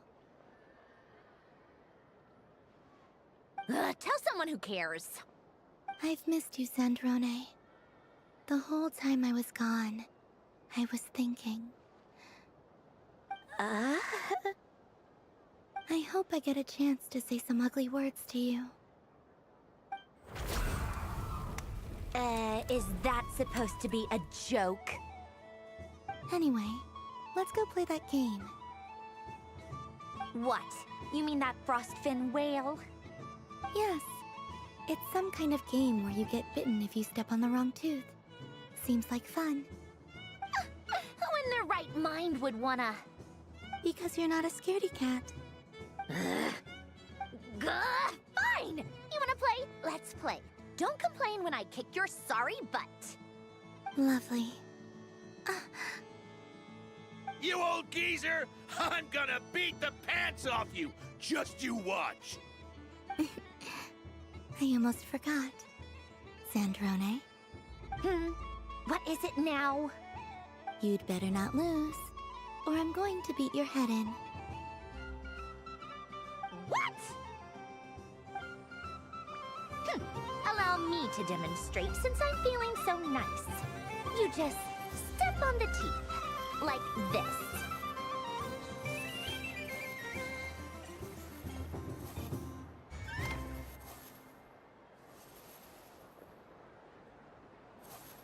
Which should I pick?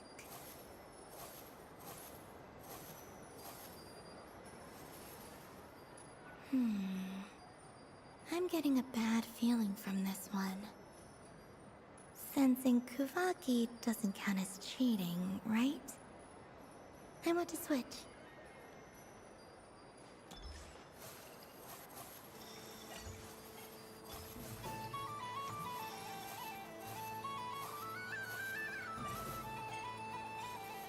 Your turn, Sandrone.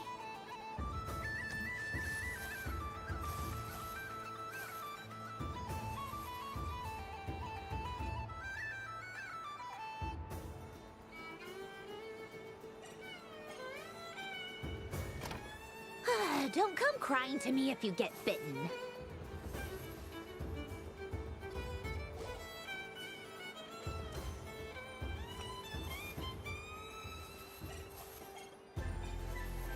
There are less and less teeth remaining.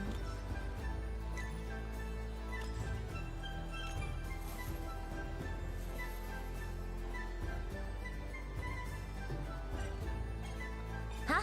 What's that noise?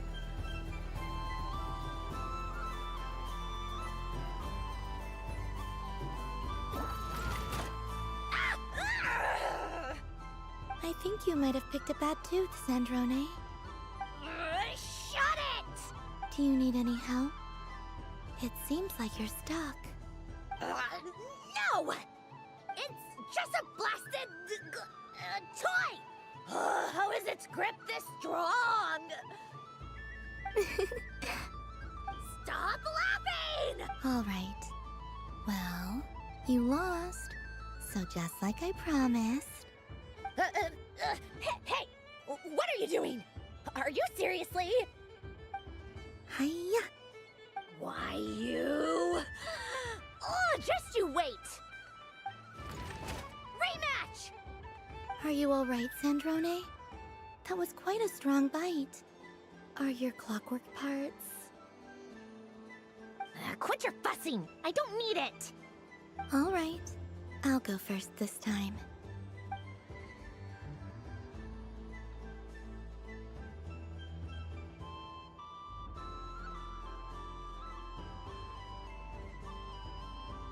I see it now. She can sense which teeth are rigged. So I just need to avoid the same ones that she does.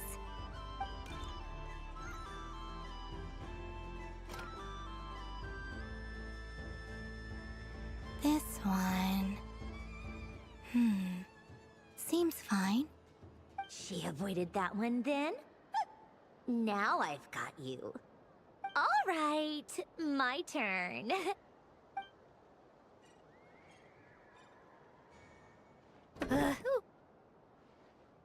What? Looks like you lost again, Sandrone. Wait! There's more than one bad tooth!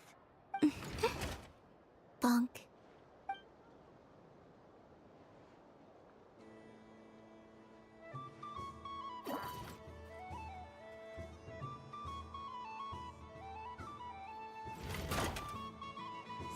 Stupid Stupid game! What idiot came up with this? Are you alright, Sandrone?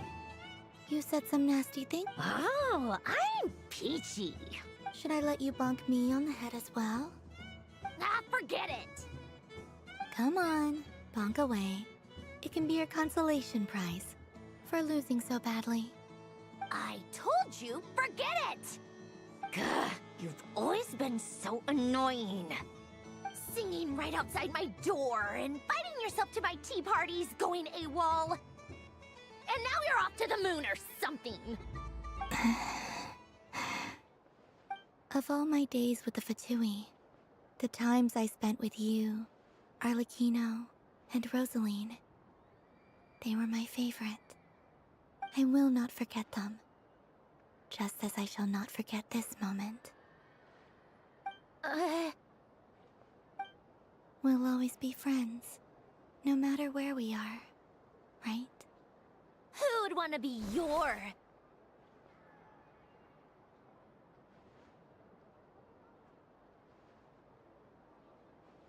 I'll miss you, Sandrone.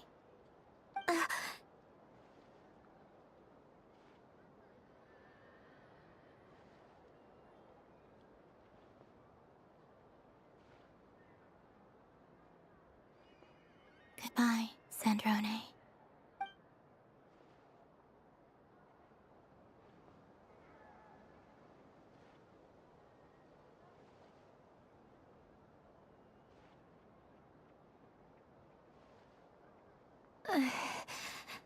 I'll miss you too, Columbina. Sorry, what was that? Ah! Ah! Yeesh! No need to freak out. What's wrong? What do you want? Oh, nice ears.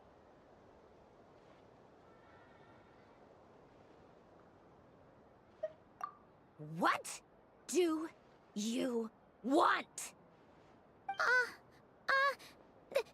This! Huh? It's your turn to draw something. You're one of her friends too, aren't you?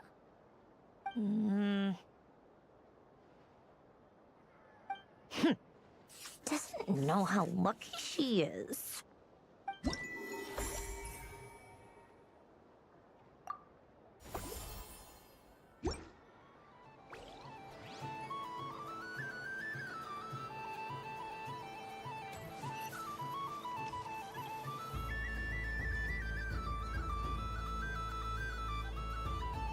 What is going on over here? It looks like fun. Hold it right there! You can't run away from me, Moon Goddess. Are you talking to me? Of course. Do you see anyone else here dressed up as the Moon Goddess besides me and you? Hey, come on! Call me by my title. Happy Moon Prayer Night, Moon Goddess. And the same to you. Anyway, there's no time to waste. Get ready for the duel of a lifetime. Duel? Meet my partner, Stacko. Come on out, Stacko! Well, don't just stand there. Let's see your partner. Partner?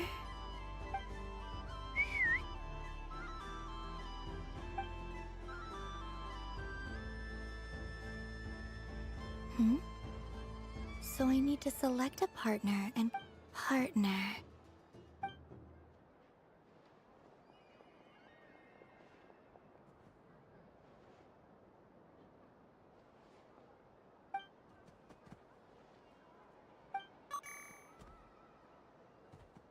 Whoa!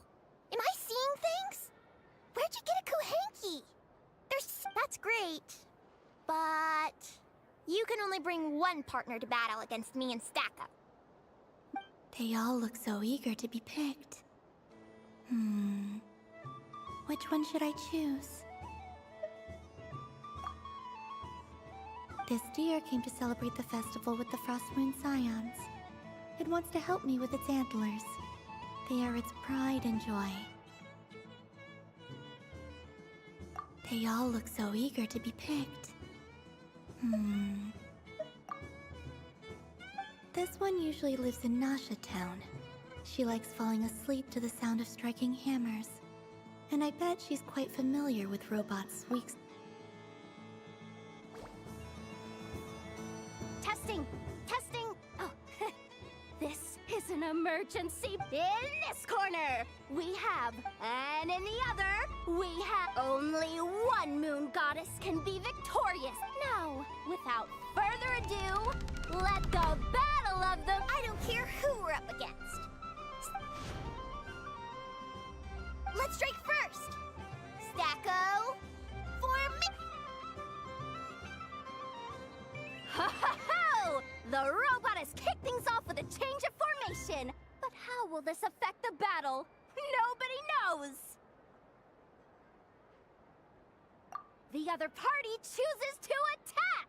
Let's see.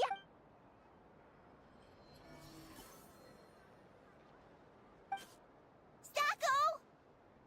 The attack lands! And if those sizzling sounds are anything to go by... Okay then. Stacko, maintain formation and enter your empowered state.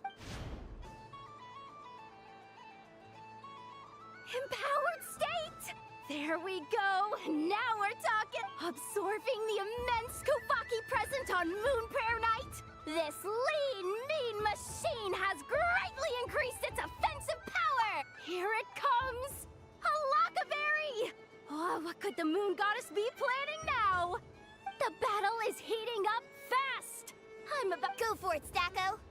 Set Kuvaki to maximum! Can their opponents withstand this blow? And what will... Don't be afraid. Fight however you wish. It's a moon lane! A deft use of a moon lane allows the Kuhenki to dodge the blow! And now it's spiraling around its foe in circle! One loop, two loops! The robot's screen is bugging out! It's getting dizzy! Stacko! Oh, Stacko is down for the count! Our winner is the Moon Goddess! The slightly taller one. You did your best, Stacko. I'll take you to Ainos for a check. Well, you beat me fair and square. I think my partner deserves most of the credit. Just...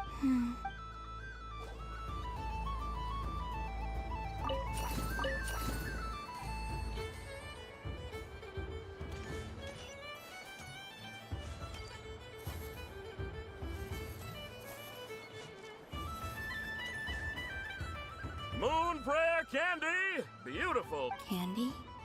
Welcome home, Moon Goddess. Fancy a box of Moon Prayer? Sure. I knew you would. Now, what flavor? I'm not sure.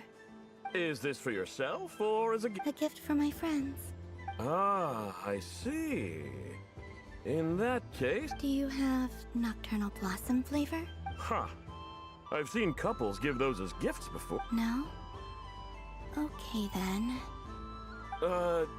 You did Hey, now that's a creative idea!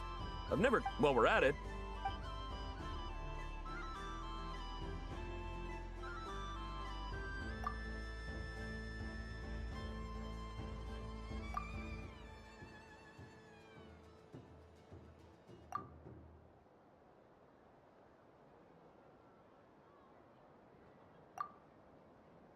Here you go. Every flavor you asked for is in...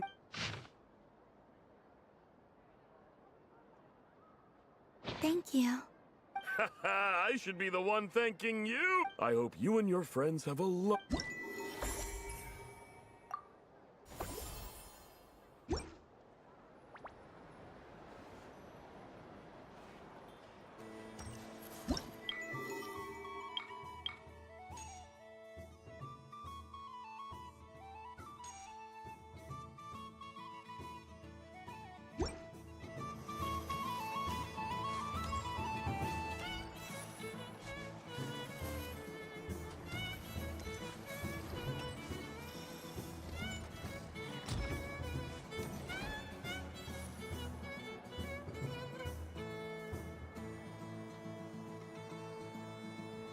This doesn't make any sense. How am I losing every single time?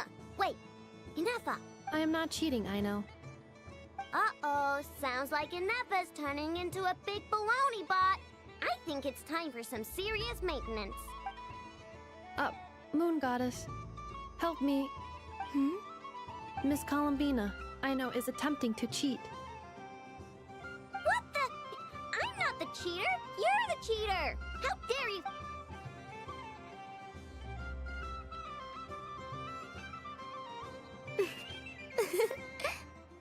All right, fine. Let's all laugh at I know. Just you wait till I get home, because I'm gonna make a game bot that can win 100. Let's see you laugh when I come back and beat your butts. You'll all... We came to check everything was okay after all that yelling, but,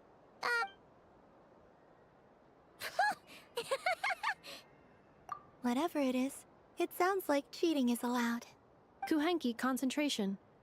Each player starts with differently colored Kuhenki. Each round, they draw one Kuhenki from their opponent. When a player has two Kuhenki of the same color, they make a pair and can be discarded. Any that can't form a pair must be kept. The round ends when a player can't form any more Kuhenki pairs, and that player gets a sticker. Ooh! Can 4 people... That is fine, so long as the turn order is fixed beforehand. Alrighty then. In that case, the 2 of us... Okay, but if you lose, you're both getting stickered. Sure. And if we win? If you win, only one of you gets to sticker someone else. I have taken to calling this. I know logic. Hey, lay off me, alright?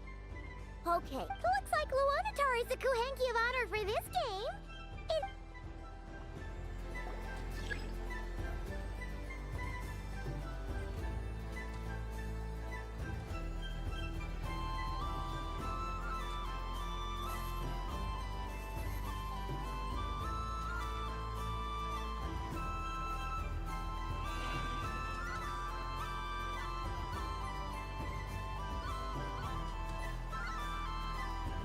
Nice! That's a pair!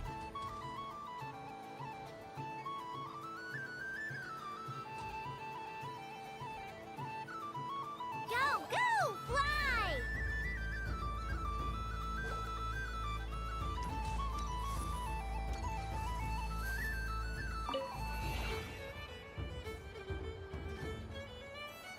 Go on.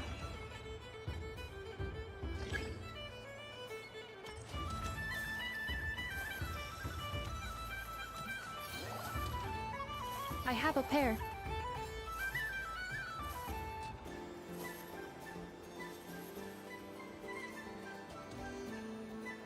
Uh-oh! We gotta pick up the pace!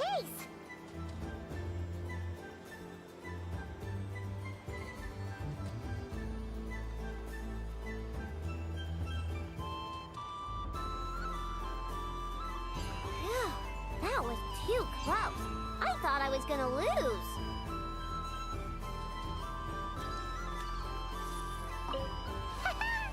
Let's see who's gonna be the unlucky one.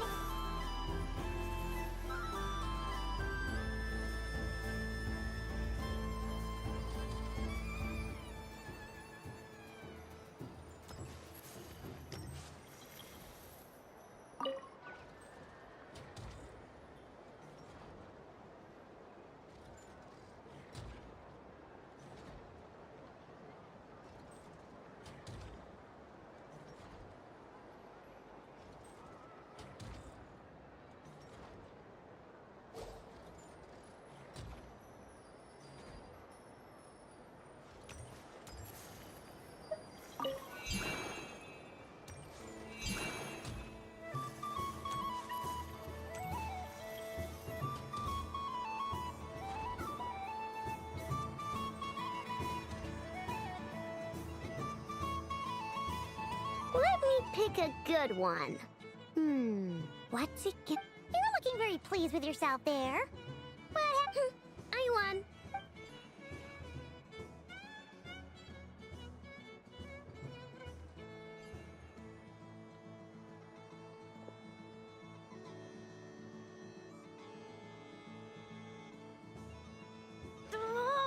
Don't fidget too much, I know, or the sticker's going to fall off.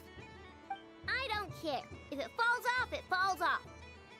If a pair of kuhengi get discarded, why not a pair of stickers?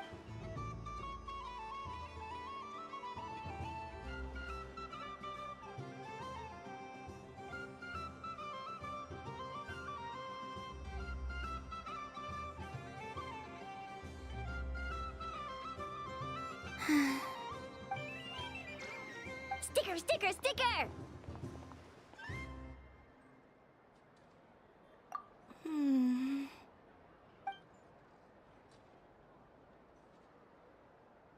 Cute! You think so? Shame. I can't... What did Luanatar say? She said it looks so cute that she wants me to lose a few more rounds.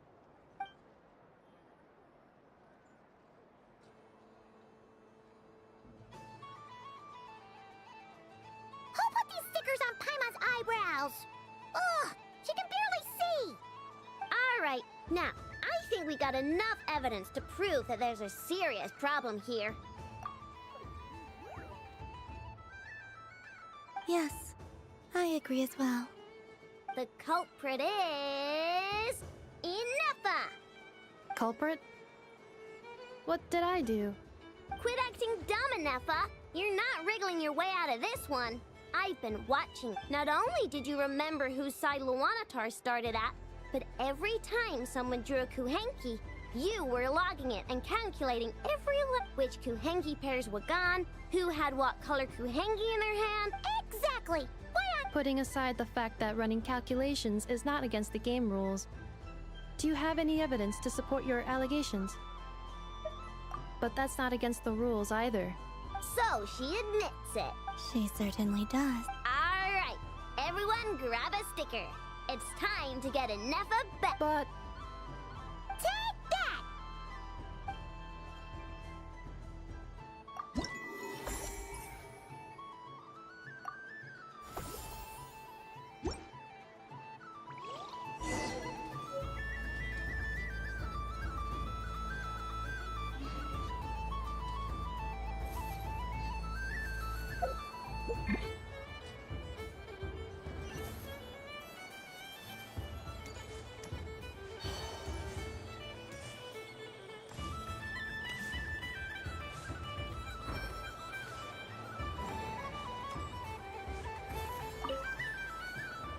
Traveler. Hey there, Columbina! Are you done checking? Are you sure you don't want to look around some more? Right now, what I'd like to do is...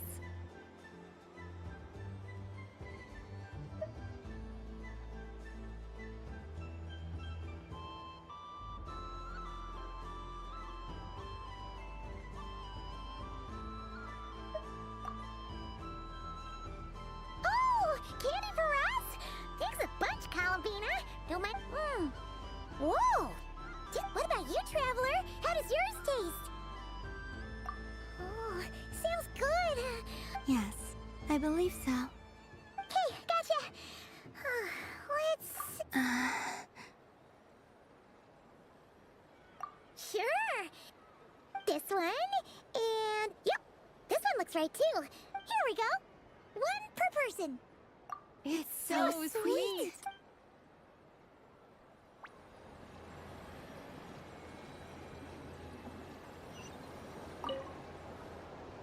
Traveler. Columbina! Finished with the festival already? Really? You're sure you don't want to have a little more fun out there? Yes, I am sure.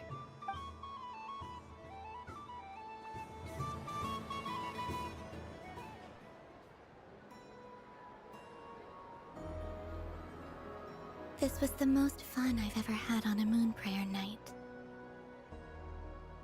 Everywhere I went, people were saying, "Welcome home," and there were friends at every turn. I only wish it could last longer than one night. Oh. Yes, you're right. The moon prayer blossoms. Ooh, look! Look! Moon prayer night has come.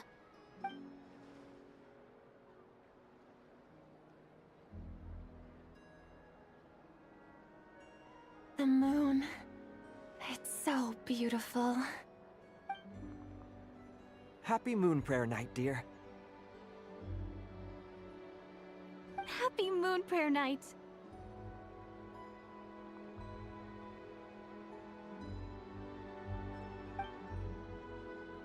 Happy Moon Prayer Night.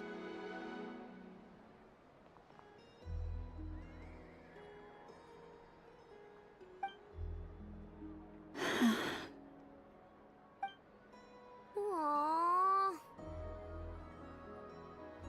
Huh.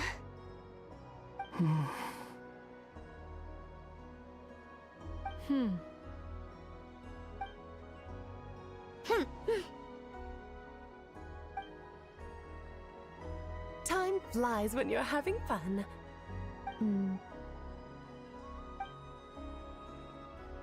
Oh. Looks like the time has come. Columbina. You're heading off, then? Yes, to the ruins you mentioned. And from there, back home to the moon. Wait! I know? At least... Take one of our craft shop's crumb cookies up to the moon with you. You know, for a snack.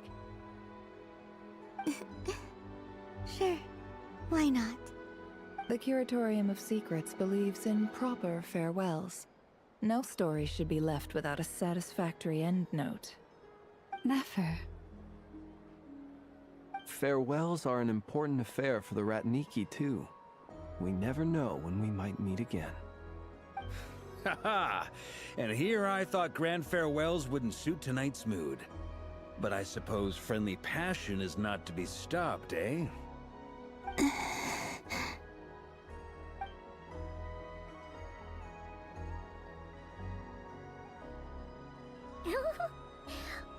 made a little something for you, Columbina.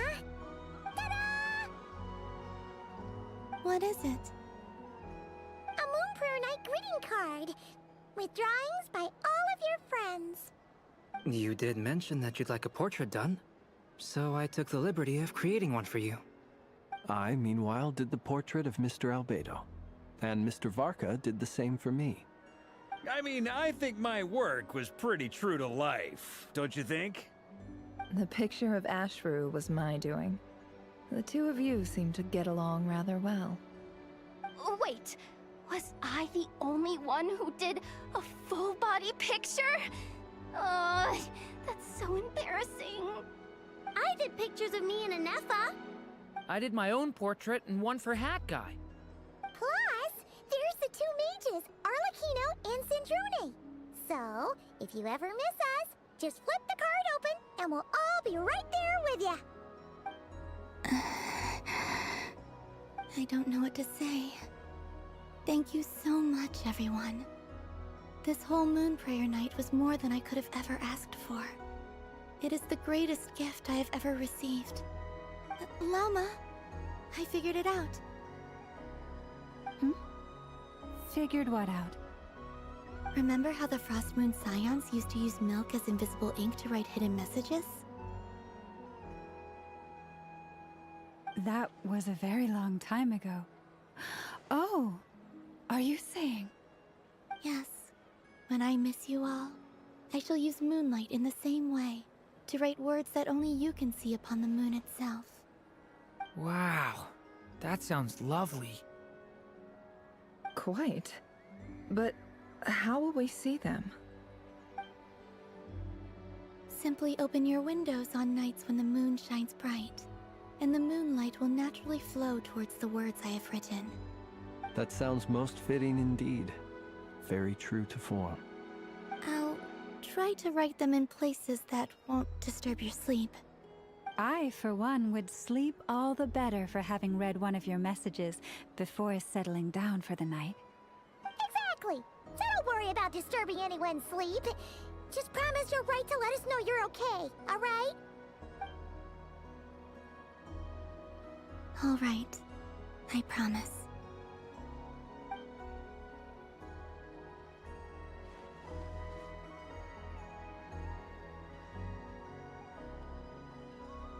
In that case, Columbina? I'm ready.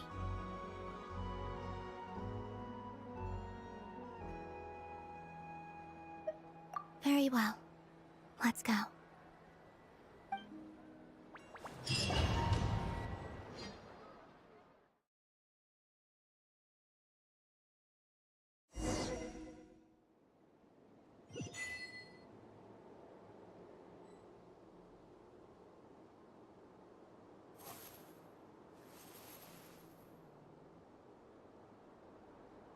In just a few moments, I will be gone.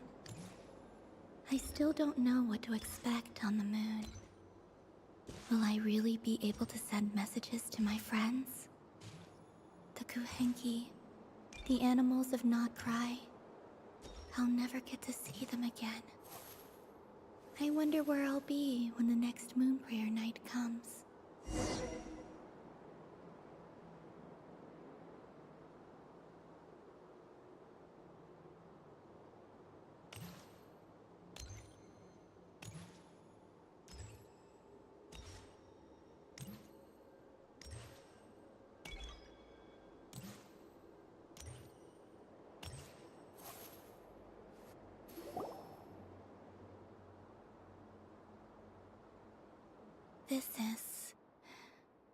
This is where the people of Hyperborea used to communicate with the moons.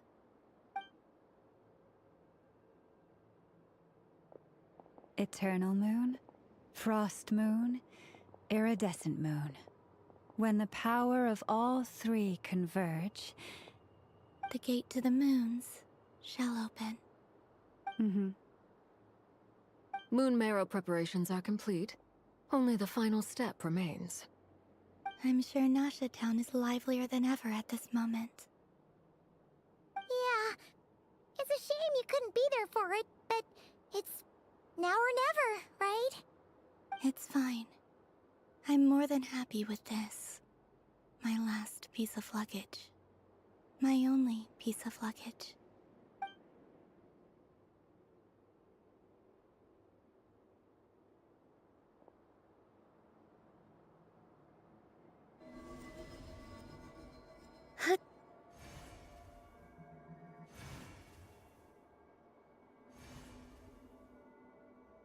I can already feel the moon calling to me.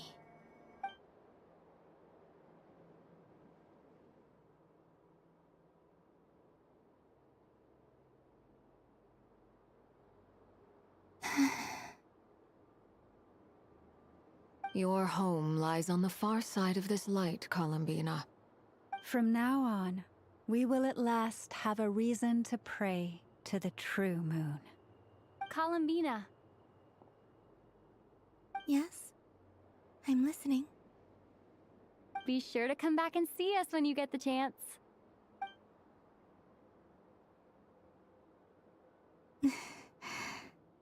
Of course.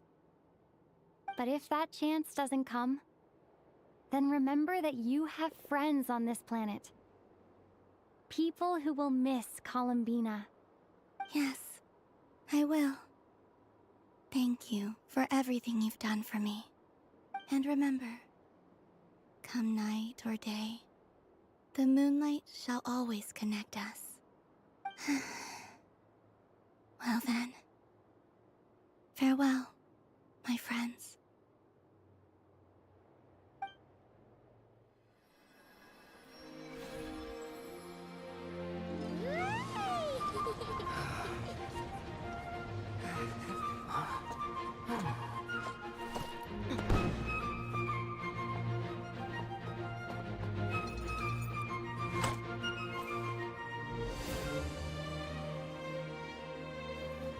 Thank you.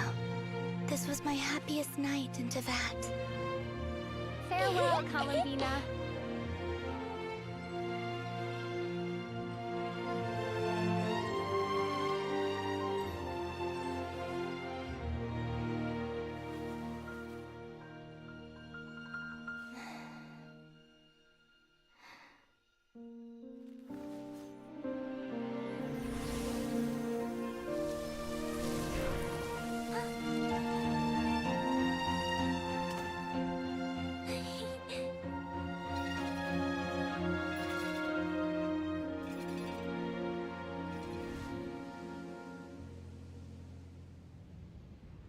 The moon really is closer than ever tonight.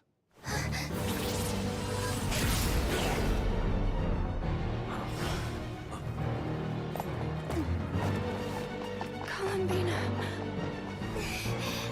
All 3 moons in one place. Time for one final experiment. Reason, life, death, time and space. They all believed I would fail.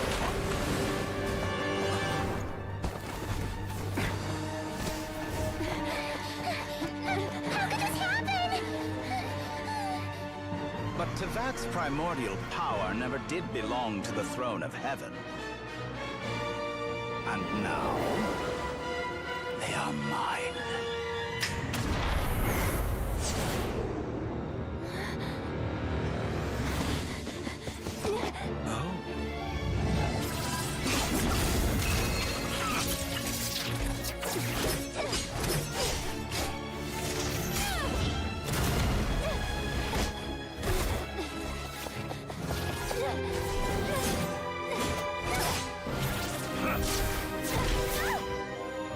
No, as long as I'm here. The Doctor is free to wield the 3 moons' power.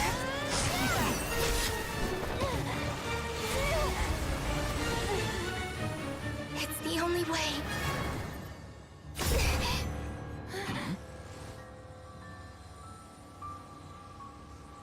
I guess I won't be going home today. Columbina! No!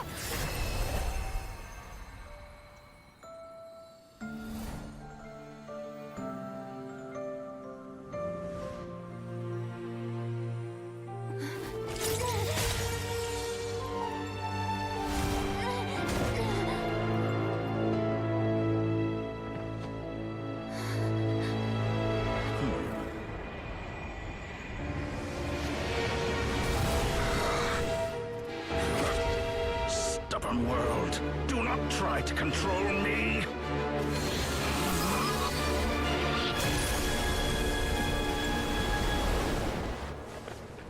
Columbina.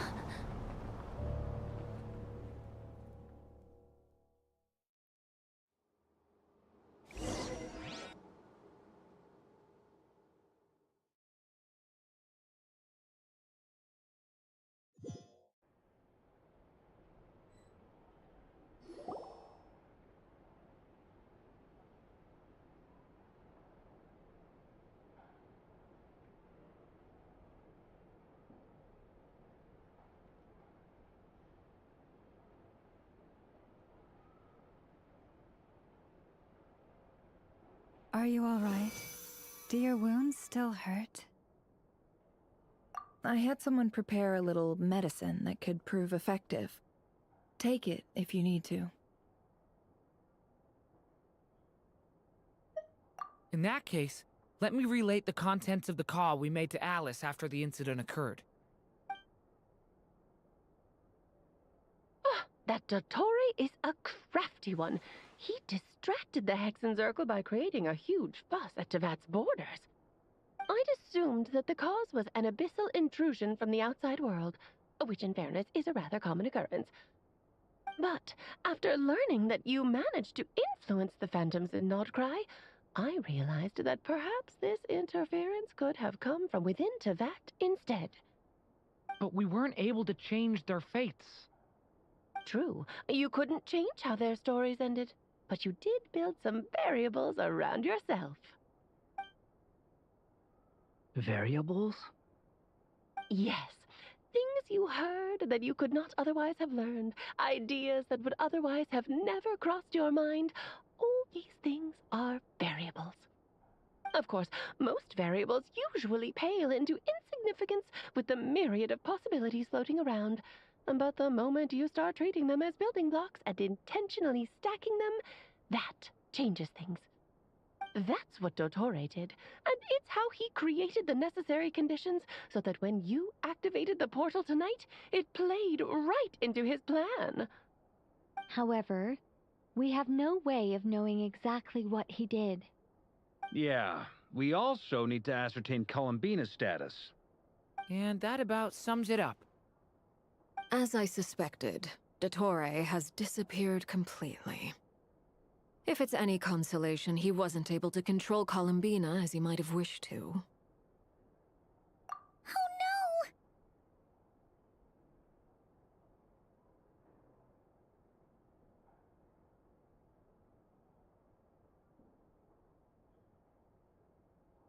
What? She did what?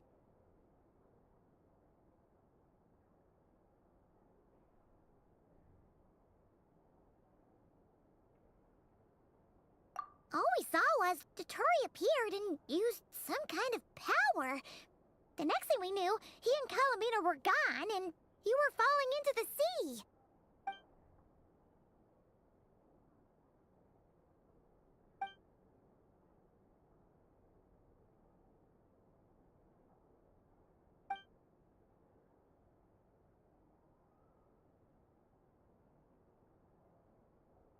So, Columbina intentionally opened the Moon Gate and escaped into the same mysterious world as Rerir and Thalindis. Sounds like bad news.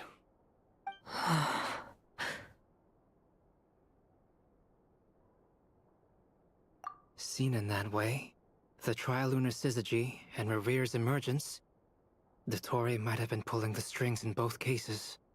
According to Miss Alice, he is attempting to transcend his destiny and finish an experiment that only a god might complete. An utter lunatic. Wait a sec, where's Hat Guy? Seems like he'd want to be here for this. He took off with the Dodo communication device after we spoke to Alice. He said he had a hunch that he wanted to investigate by himself. The look on his face was terrifying. I've never seen him like that before.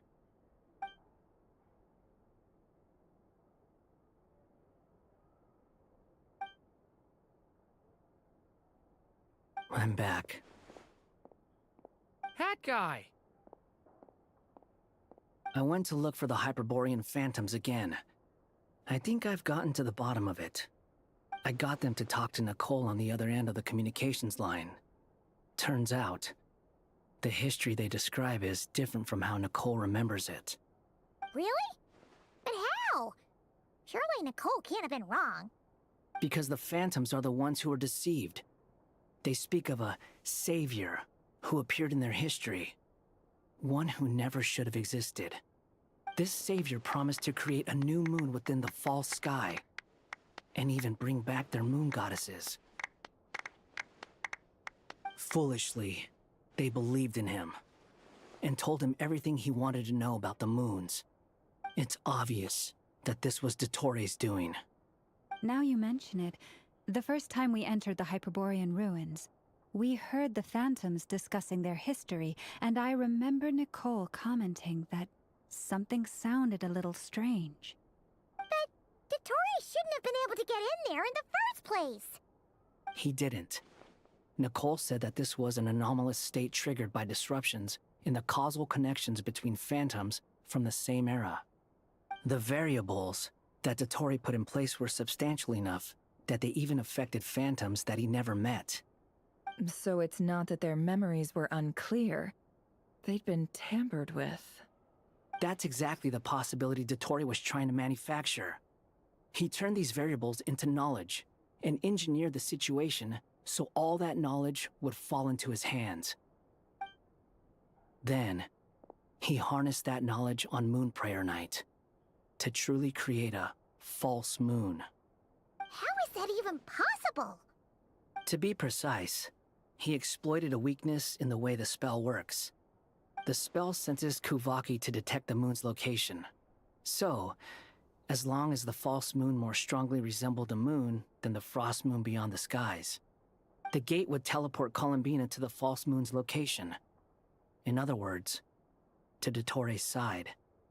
Once he had her under control, the teleportation spell remained active, and he manipulated her power to seize both moon marrows. At that moment, the moon marrows disappeared right before our eyes. It was already too late, even as we were leaving the ruins. By then, Dottore had already amassed the power of all three moons. So, where I'd certainly like to know what Her Majesty thinks, now that the concerns I expressed to her have come to pass. But we cannot simply sit and wait for her to decide the matter. And in any case, it is not the Fatui Harbinger Damselette who sees us as her friends, but rather Columbina Hyposelenia. If, even in such extreme circumstances, Her Majesty will not lift the prohibition on Harbingers drawing steel against one another, then I will do as my heart demands. I will fight as Peruware instead. Oh, Arlecchino!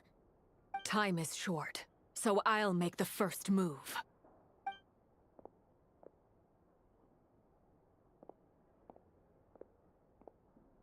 Whew.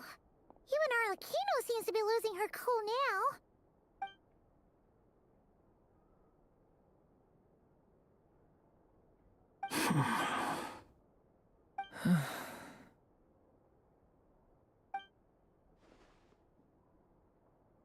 All right. Lose those dejected looks for a moment and let me get a word in. It looks bad, I won't lie. Very bad, in fact. So Dotori's pulled some real dirty tricks to gain the upper hand. For now. And yeah, it's to the point where even the mages say that his variables have affected destiny. I'm not so sure, though. Many have told me that Tevat's destiny is fixed, and that does appear to be the case. Well, what makes Dotori so sure he'll be the exception? And since he was able to stack these variables up, who's to say we can't do the same? You of all people should not be discouraged, traveler from afar. This isn't over yet.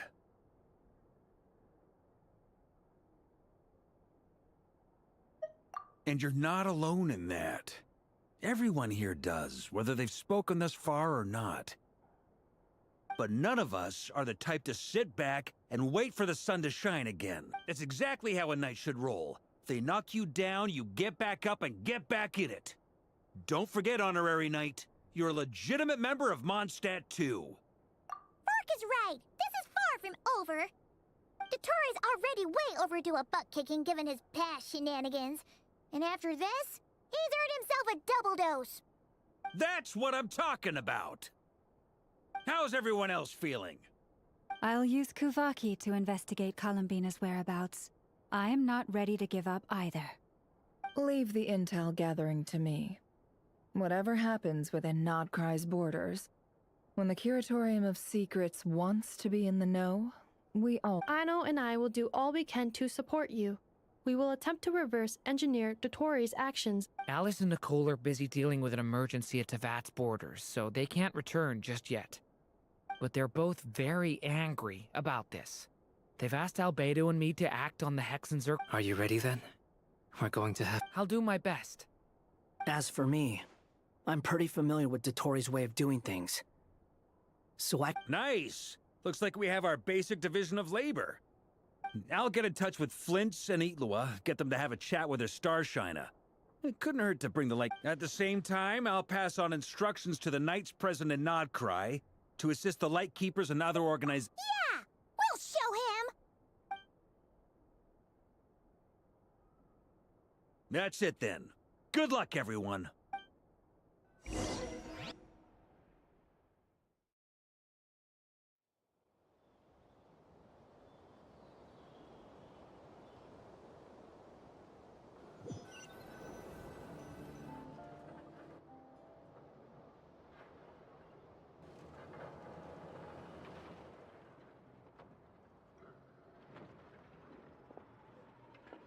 I never thought that Columbina would become my real name. It went from being a Fatui code name to something my friends call me. And remember, come night or day, the moonlight shall always connect us.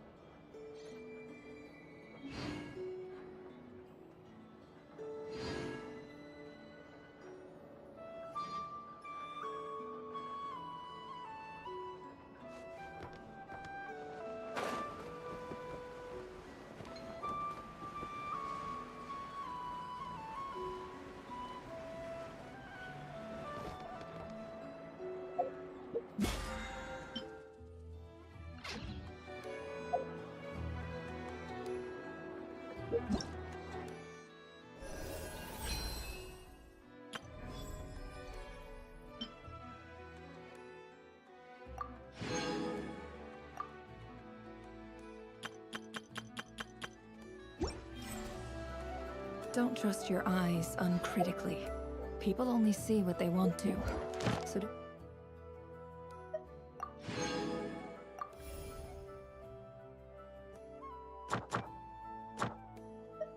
be you, fool.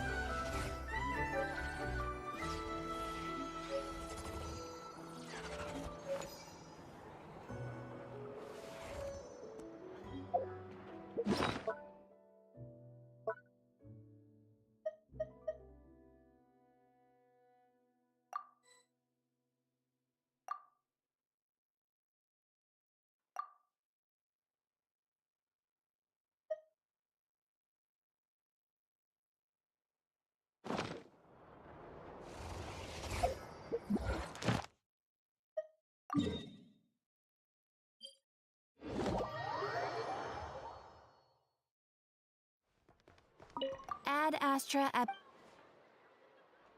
Thank you for completing to...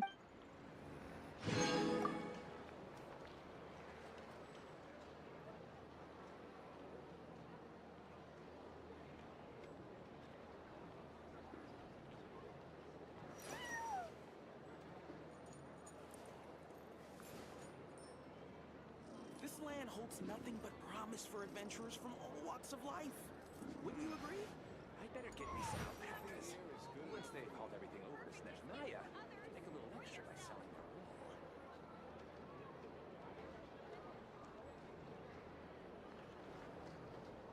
Emotions are like a raging torrent that surges through the mind. More often than not, if you try to hold them back, you'll be swept away by their unstoppable force. And if you try to ignore them entirely, you'll end up tearing yourself to pieces.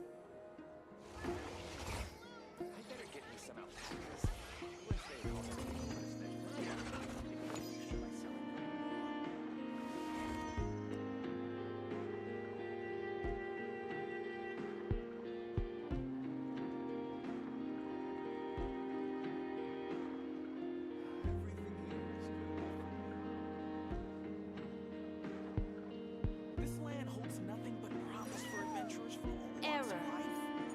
Wouldn't you agree?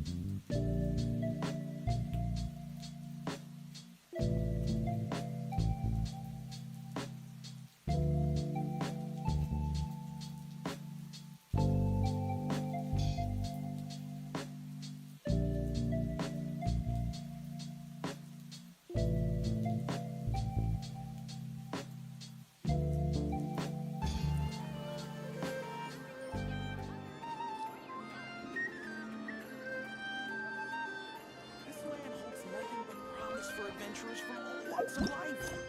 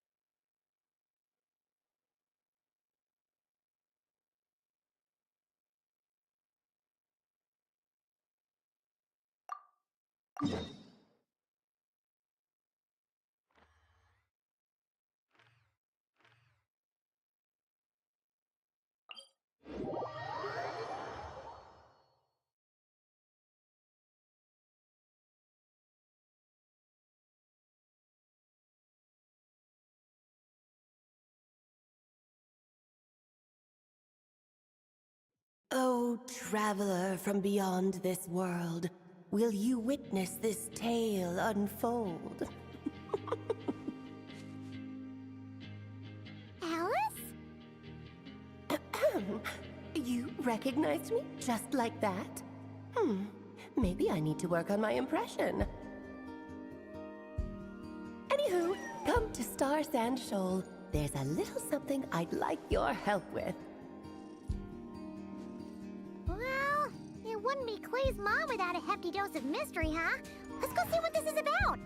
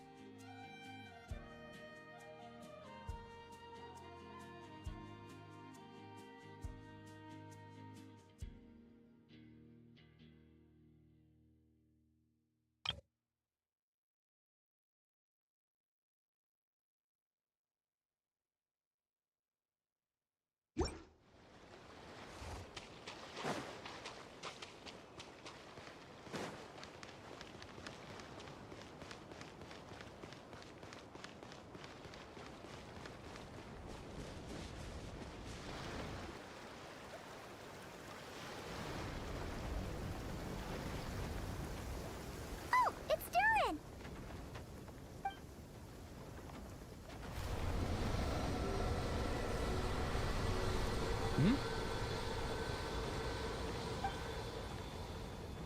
Traveler and Paimon? I'm sorry. I hope I didn't scare you. Oh, no, you didn't scare us. Just gave us a little surprise. Looks like you've gotten even more powerful now. I don't know. It just feels like it's gotten harder to control. I didn't mean to strike so hard. I'm so relieved you didn't get hurt. It's all good. We've had worse. No, don't worry about that. It's been very stable ever since I got this body. Albedo made sure of that. What you saw just now is something that only started happening recently. Maybe I'm still... Anyway, what brings you here? Did you need... Well... The day that the writer and the watcher crossed paths was the day that the magic, known as storytelling, was born. So, she asked... Miss Alice? Oh, you too? I guess I really do need to work on my impression. Well, never. I have brought you and the Traveler together here for a very important purpose. My mom? Indeed. Fairy tale author extraordinaire, Anya Marie Andersdaughter. See, I knew this would be right up your alley. Now then, if you'll open the book, I will begin narrating.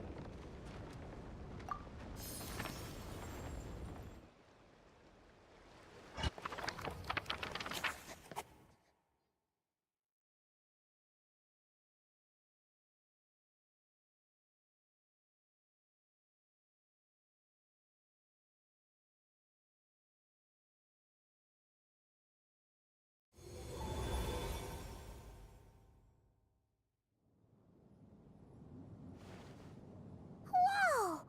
What is this place? It reminds Paimon of Simulanka. The two are indeed similar. Both worlds were built using the same magic, after all.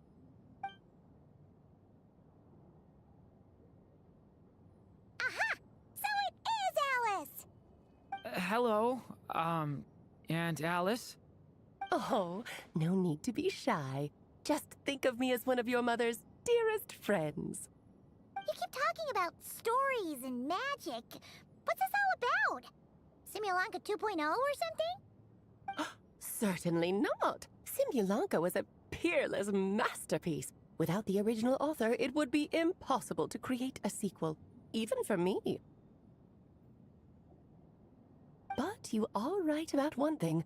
Just like last time, I want to show you a work of magic that has to do with storytelling. What's this? This is your mother's dying wish. My mother's dying wish was a book? Let me answer that with a question. What do you suppose would be a writer's greatest regret? Have you ever read a book called The Little Witch and the Undying Fire? Ah, that's because it was the work of more than one person. It began as a little game at our tea parties. Each of us took turns writing the next part of the story. I wrote the first volume, then the other mages took their turns. Em was tasked with writing the final volume and tying everything up. But by the time everyone had finished writing their parts, Em had passed away. Oh, it was a terrible shame. A true tragedy. And that is the answer to my question. A writer's greatest regret is to leave a story unfinished. But all is not lost. I couldn't stand the doom and gloom of it all, so I went ahead and wrote an ending myself on her behalf. Then what's this book? This is the answer your mother gave to the same question. In her eyes, she made me promise that I would bring it to you, because she believed the only person who could resolve this regret is you. So my mother's greatest regret is another unfinished story? You could say that. And I guess resolving the regret means finishing the story? That's one way to put it. Oh, is a straight answer too much to ask for? Her answer was quite the opposite of what I'd expected. But oh, how touching it was. I'd love to tell you what she said, I really would. But that would spoil the plot, and we can't have that. Spoilers ruin everything. Oh. Just think of this task as giving a story a much-needed ending. All I ask is that you do your best. I understand. But I only just started learning human script, and I don't have any writing experience at all. Relax. Why else do you think your dear aunt went and found you two such wonderful... With their experience, you'll have so many story ideas you won't know what to do with them. So don't be shy to ask lots of questions. Yeah. If it's to help Durin fulfill his mother's dying wish, then we're in. Aunt Alice, could I ask, what kind of story was my mother hoping to write? I had a feeling this might come up, but that answer isn't mine to give. You'll have to find it yourself, here inside this book. Don't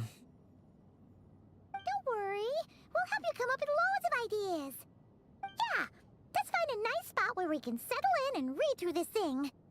We could even get some... Oh, the actual process might not be quite the walk in the park you're imagining, Paimon.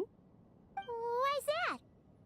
Because when Em created this book, she borrowed my magic. In other words, it's not a book you can just pick up and read. It's a magical book. Its chapters are scattered through memories of the past. Gather them all, and the book will show you its secrets. So, where are we supposed to find these memories? Em left a trail of clues for each unfinished chapter. Follow the hints, and you'll find them. Oh, and when it comes to adding to the story yourselves, you'll need to use this. And this is... This, my dear little Paimon, is the ink Em left behind. Infused with a little of my own magic, of course. If you're planning on writing something inside the book, it's extremely precious, so be sure to use it sparingly. This is all that's left. So we need to search for the memories and keep an eye on how much ink we're using. Oh, it just had to be a wild goose chase, didn't it? Perhaps it's just another form of storytelling. Em was ever so creative when it came to things like that. Just think of it as a little challenge your mom left behind. Who knows? There could even be a mysterious prize at the end of it all. I don't care about that. This was my mother's dying wish. Whatever it takes. Yep. With the two of us by your side, you'll be just fine. Okie dokie. That should be pretty much all you need to know. Oh, and once the story's complete, do let me have a little look-see, okay? I've read everything she ever wrote, so naturally, I can't miss the— Yeah! Most of the time, you're pretty hard to pin down. Don't worry, I'll know when you're finished. Just wait for me to reach out. All right, off you go. I can't wait to hear how the story ends.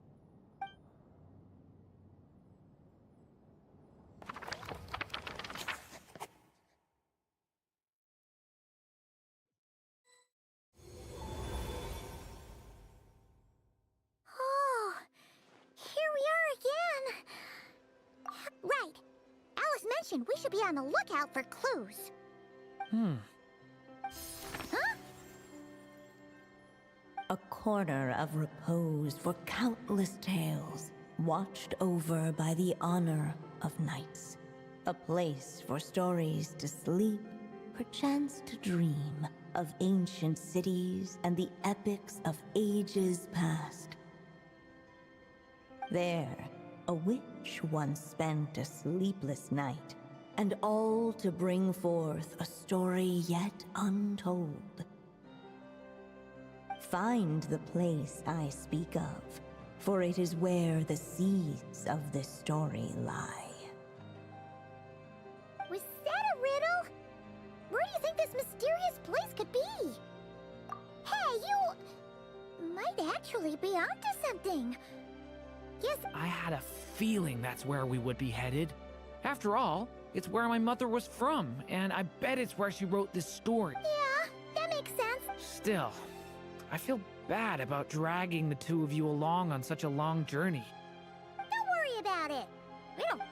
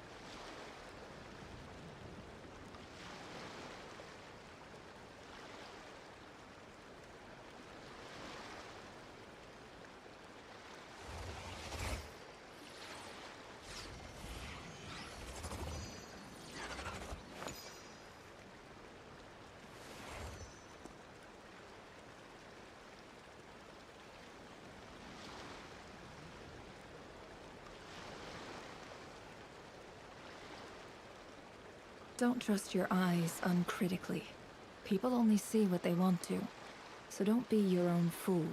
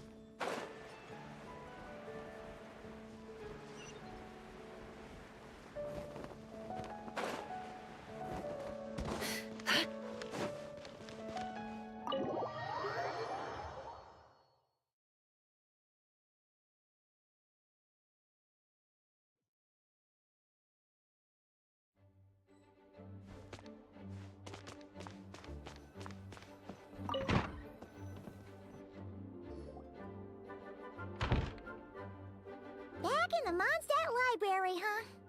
Talk about a trip to... So we're supposed to find... Well, we're in a library... Making a racket in a... Lisa! Oh, now who do we have here?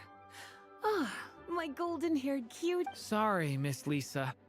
I know you taught me to... Well, it has been far too long since we saw each other, so I suppose I can let it slide.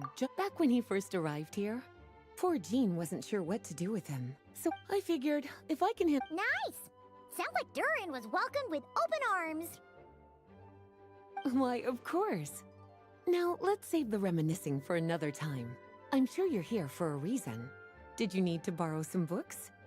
It's kind of hard to explain. Maybe you could take a look at this. Oh?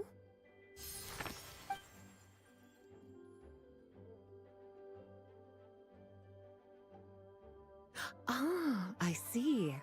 These so-called seeds of the story must be the books that inspired its creation. That's just how it is with stories. They grow out of the tales that came before them. And that mage, I can almost picture her here, hundreds of years ago, scribbling away at one of these very desks. But we don't know anything about this story. How are we supposed to figure out which books inspired it? As it happens, just before I found you here, I was looking into something rather peculiar. One of the knights reported seeing some books that weren't listed anywhere in our catalog. Stranger still, just as he went to reach out for them, the books vanished into thin air. And then, a while later, while he was browsing through other shelves, there they were again. Seriously? That particular knight knows this library inside and out. I'd be very surprised if he was seeing things. Something tells me these might just be the magical books you're after. According to the report, there are 3 of these books in total. I'll be relying on you to track them down, cuties.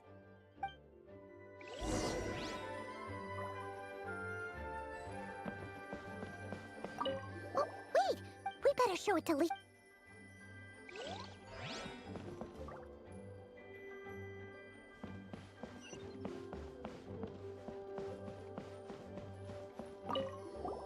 Kinda looks like a poetry Let's see what Lisa...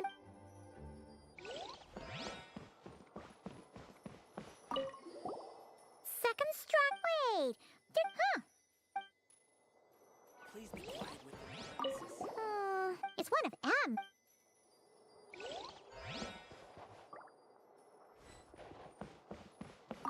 An experiment. There's something...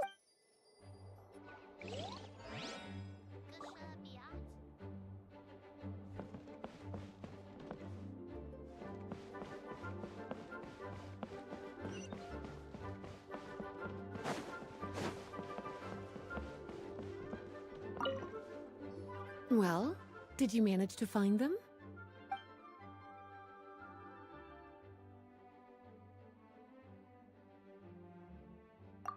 Huh. This book definitely... Yeah, we could... Albedo was the one who brought it in. He suggested I... Why? He said it's full of forbidden alchemical formulas. Some of... Apparently, the danger it posed was so great, he... Really? Still, if that mage read... Well...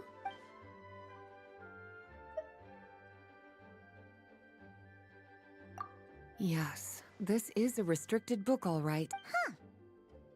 The issue lies with 500 years ago. You're talking about Dur... Well, the poem, but given all the bards are often... And since the night... So the version in the poem... I'm afraid... Well...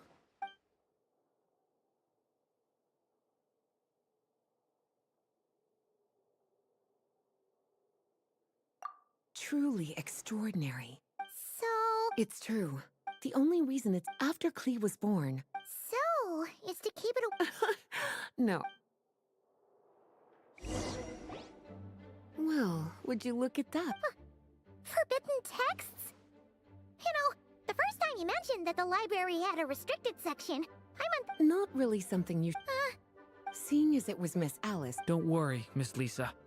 I won't... Well then, let's all... Alright, we've...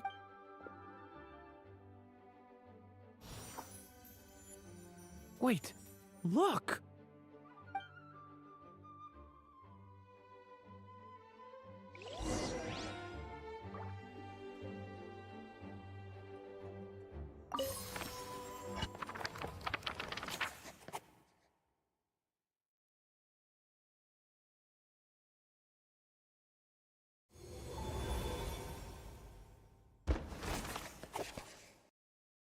Long, long ago, an evil dragon descended upon the human world, bringing terrible calamity in its wake. Bravely did the people resist, until at last, the dragon lay slain. Later, a witch with a love for stories came upon the tale of the evil dragon, and for reasons she could not explain, felt a pang of sorrow on its behalf. For she knew, despite its body being born of wicked alchemy, all along, the dragon's soul was that of an innocent child. Right up to the moment of its death, it had no choice in becoming a vessel of calamity, nor could it fathom the cruel fate that lay before it. Though the witch had a love of stories, she was not pleased with how this one ended. No, that won't do, she thought. I'll write you a better ending instead. And so she set off to do just that, borrowing a little magic from her friend. With it, she wove a dragon's egg, resolving to rear a dragon child of her own.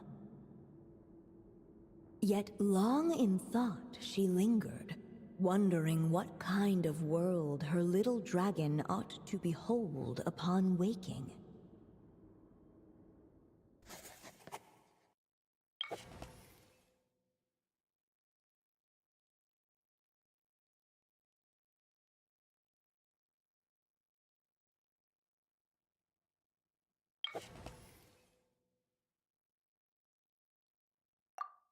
At last, she made her mind up, adorning the cradle with a trace of palatial splendor. Then, she quietly waited for the egg to hatch.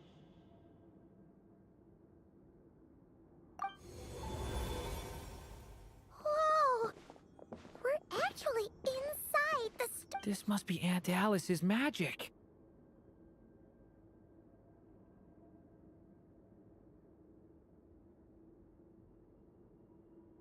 Yeah. A story about me? Why don't we just see where the story takes us? Okay. And now a golden-haired traveler, a silvery sprite, and a dragon-born youth step onto the stage. What new chapter will their arrival bring? Whoa! That came out of nowhere! Was that the same voice we heard just now? Yeah. But why does it sound so familiar? I've missed this. It's just like the stories my... You mean... Em? She used to tell you stories? Yeah. She loved it. Back when she was still alive. Sorry, we should focus on what we're here to do. So, now that we're in the story, what's next? The dragon youth wondered aloud. Yet all he could do was wait for the story. Of course, there's something to be said for helping it along. Oh! Is that a hint? Yeah, I agree.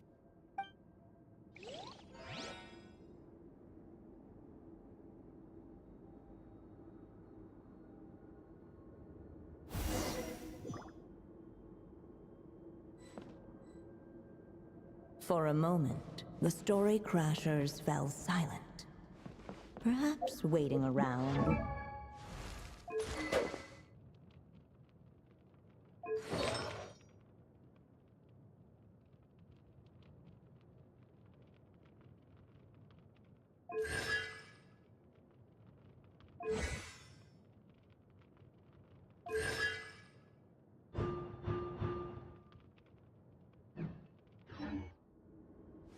Yet those who never stray beyond the main plot often miss the... This must be dragon egg, so we've got a dragon. This is my story, isn't it? Okay, so how is it? Apparently, Oh, right. with the flames at his command, perhaps the dragon youth might be able to provide. What? You want us to? The silvery sprite's surprise betrayed her lack of reading. For encounter. Huh? You? Okay.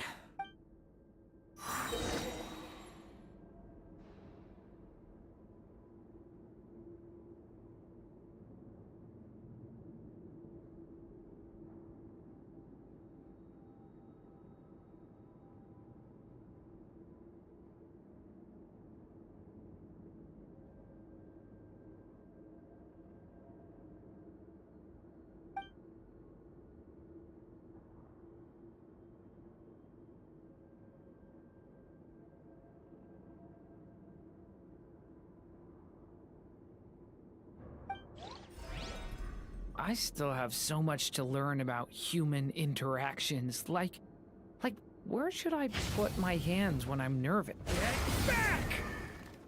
A lament for the end! Clearly, both the golden-haired traveler and the dragon youth were eagerly awaiting the little dragon's birth. Though perhaps their longing burned a little too brightly. Still, such fiery anticipation might itself become a blessing.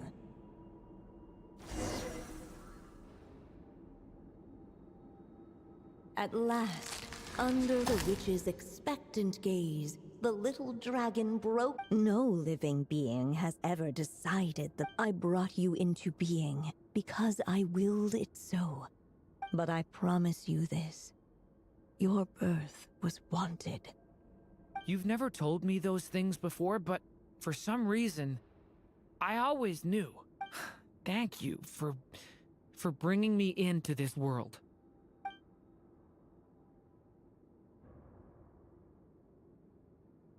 The waiting witch did not feel lonely, for she had 3 visitors by her side. Together, they beheld the hatchling's first breath of life. Holding her dragon child close, the witch promised him a life unlike that of the evil dragon. And so, nestled in his mother's warm embrace, did the little dragon's story begin.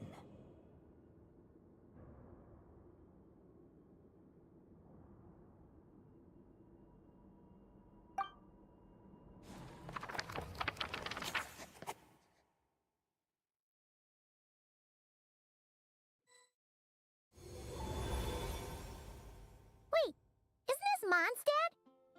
Looks like we're back. Looks like there's more written on the page now and less ink left than before. So, does that mean we've come? Yeah, but why does M seem to think that the stork Durin broke free from the curse, came into this world with a new body, and even made a bunch of new friends? That already sounds like a true. Everything's always so mysterious with these mages. Guess all we can do is wait for more clues. Huh.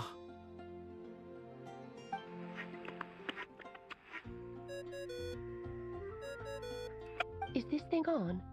All right, that should do it. Hey, that's Alice's. Hello there, children. If you're hearing this, you've stumbled upon the little recording I left for you. I thought you could use it. By now, I'm guessing you've already begun to leave your mark on the story. You should know, however, that the book needs time to absorb the ink. Wait, so even magic ink needs time to dry? The good news is, you can return to any chapter you've already completed and continue to explore the mystical, magical storybook world. Have fun, dearies. Toodle. Oh, man. Maybe it's for the best. Sooner or later, we'll end up being whisked, so it might be good to take a break while... A break. Yeah! Paimon has a sudden craving for the good hunter's stick. So let's meet up here later.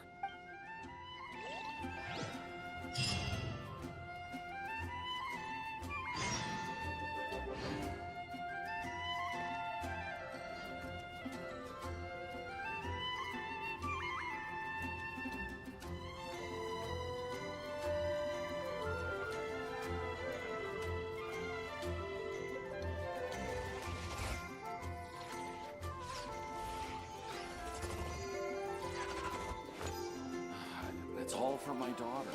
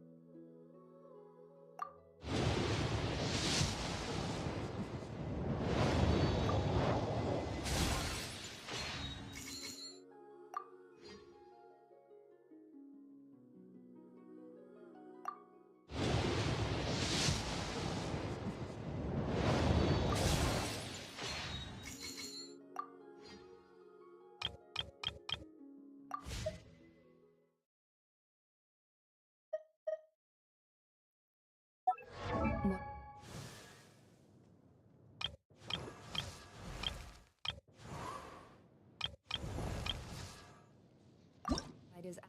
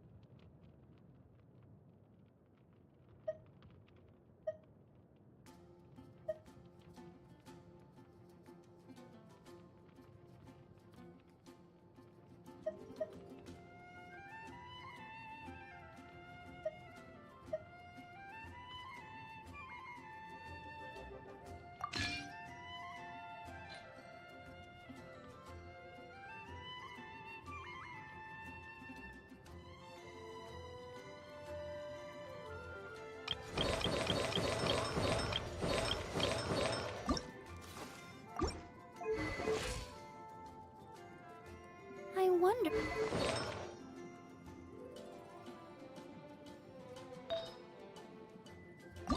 Sit up on the couch.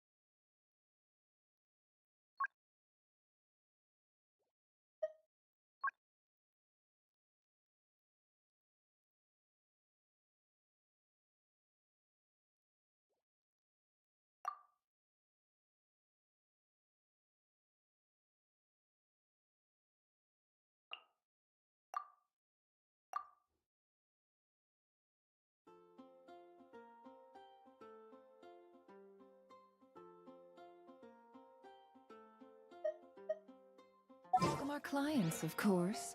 A kitty's gotta...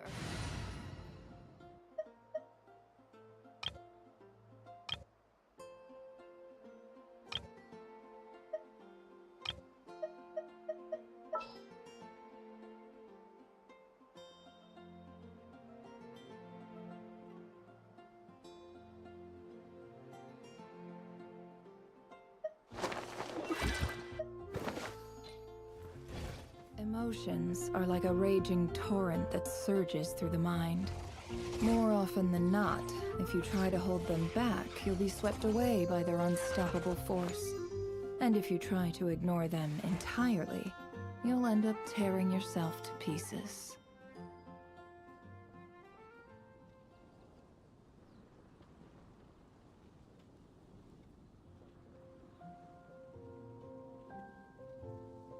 Why does Ashru sit up on the counter? To welcome our clients, of course. A kitty's gotta earn his kibble somehow.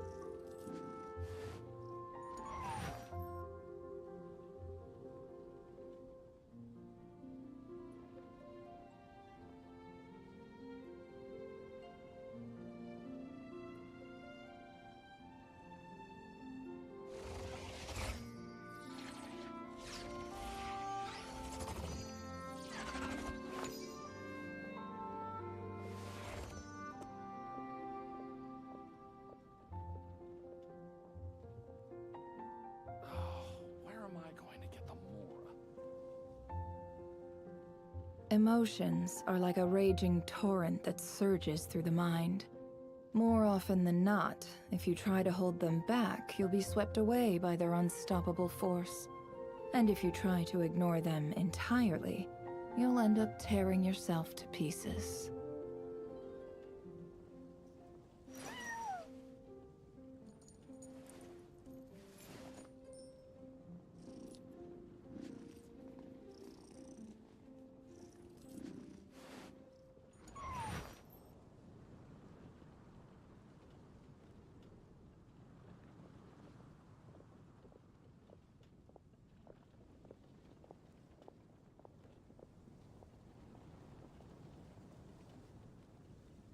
Don't trust your eyes uncritically. People only see what they want to, so don't be your own fool.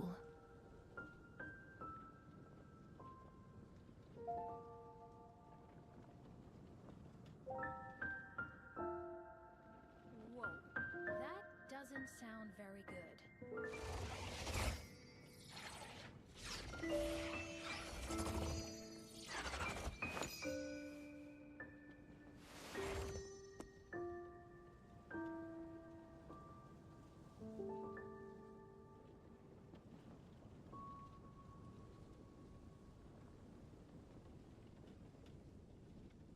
Emotions are like a raging torrent that surges through the mind. More often than not, if you try to hold them back, you'll be swept away by their unstoppable force. And if you try to ignore them entirely, you'll end up tearing yourself to pieces.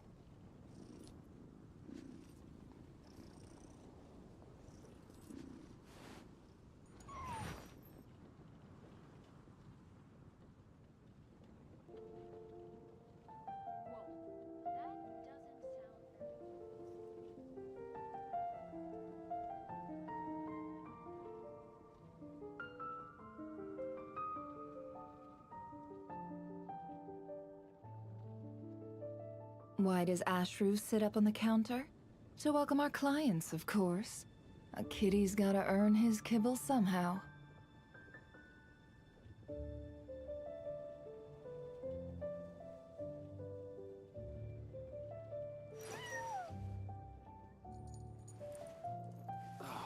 Where am I going to get the Mora?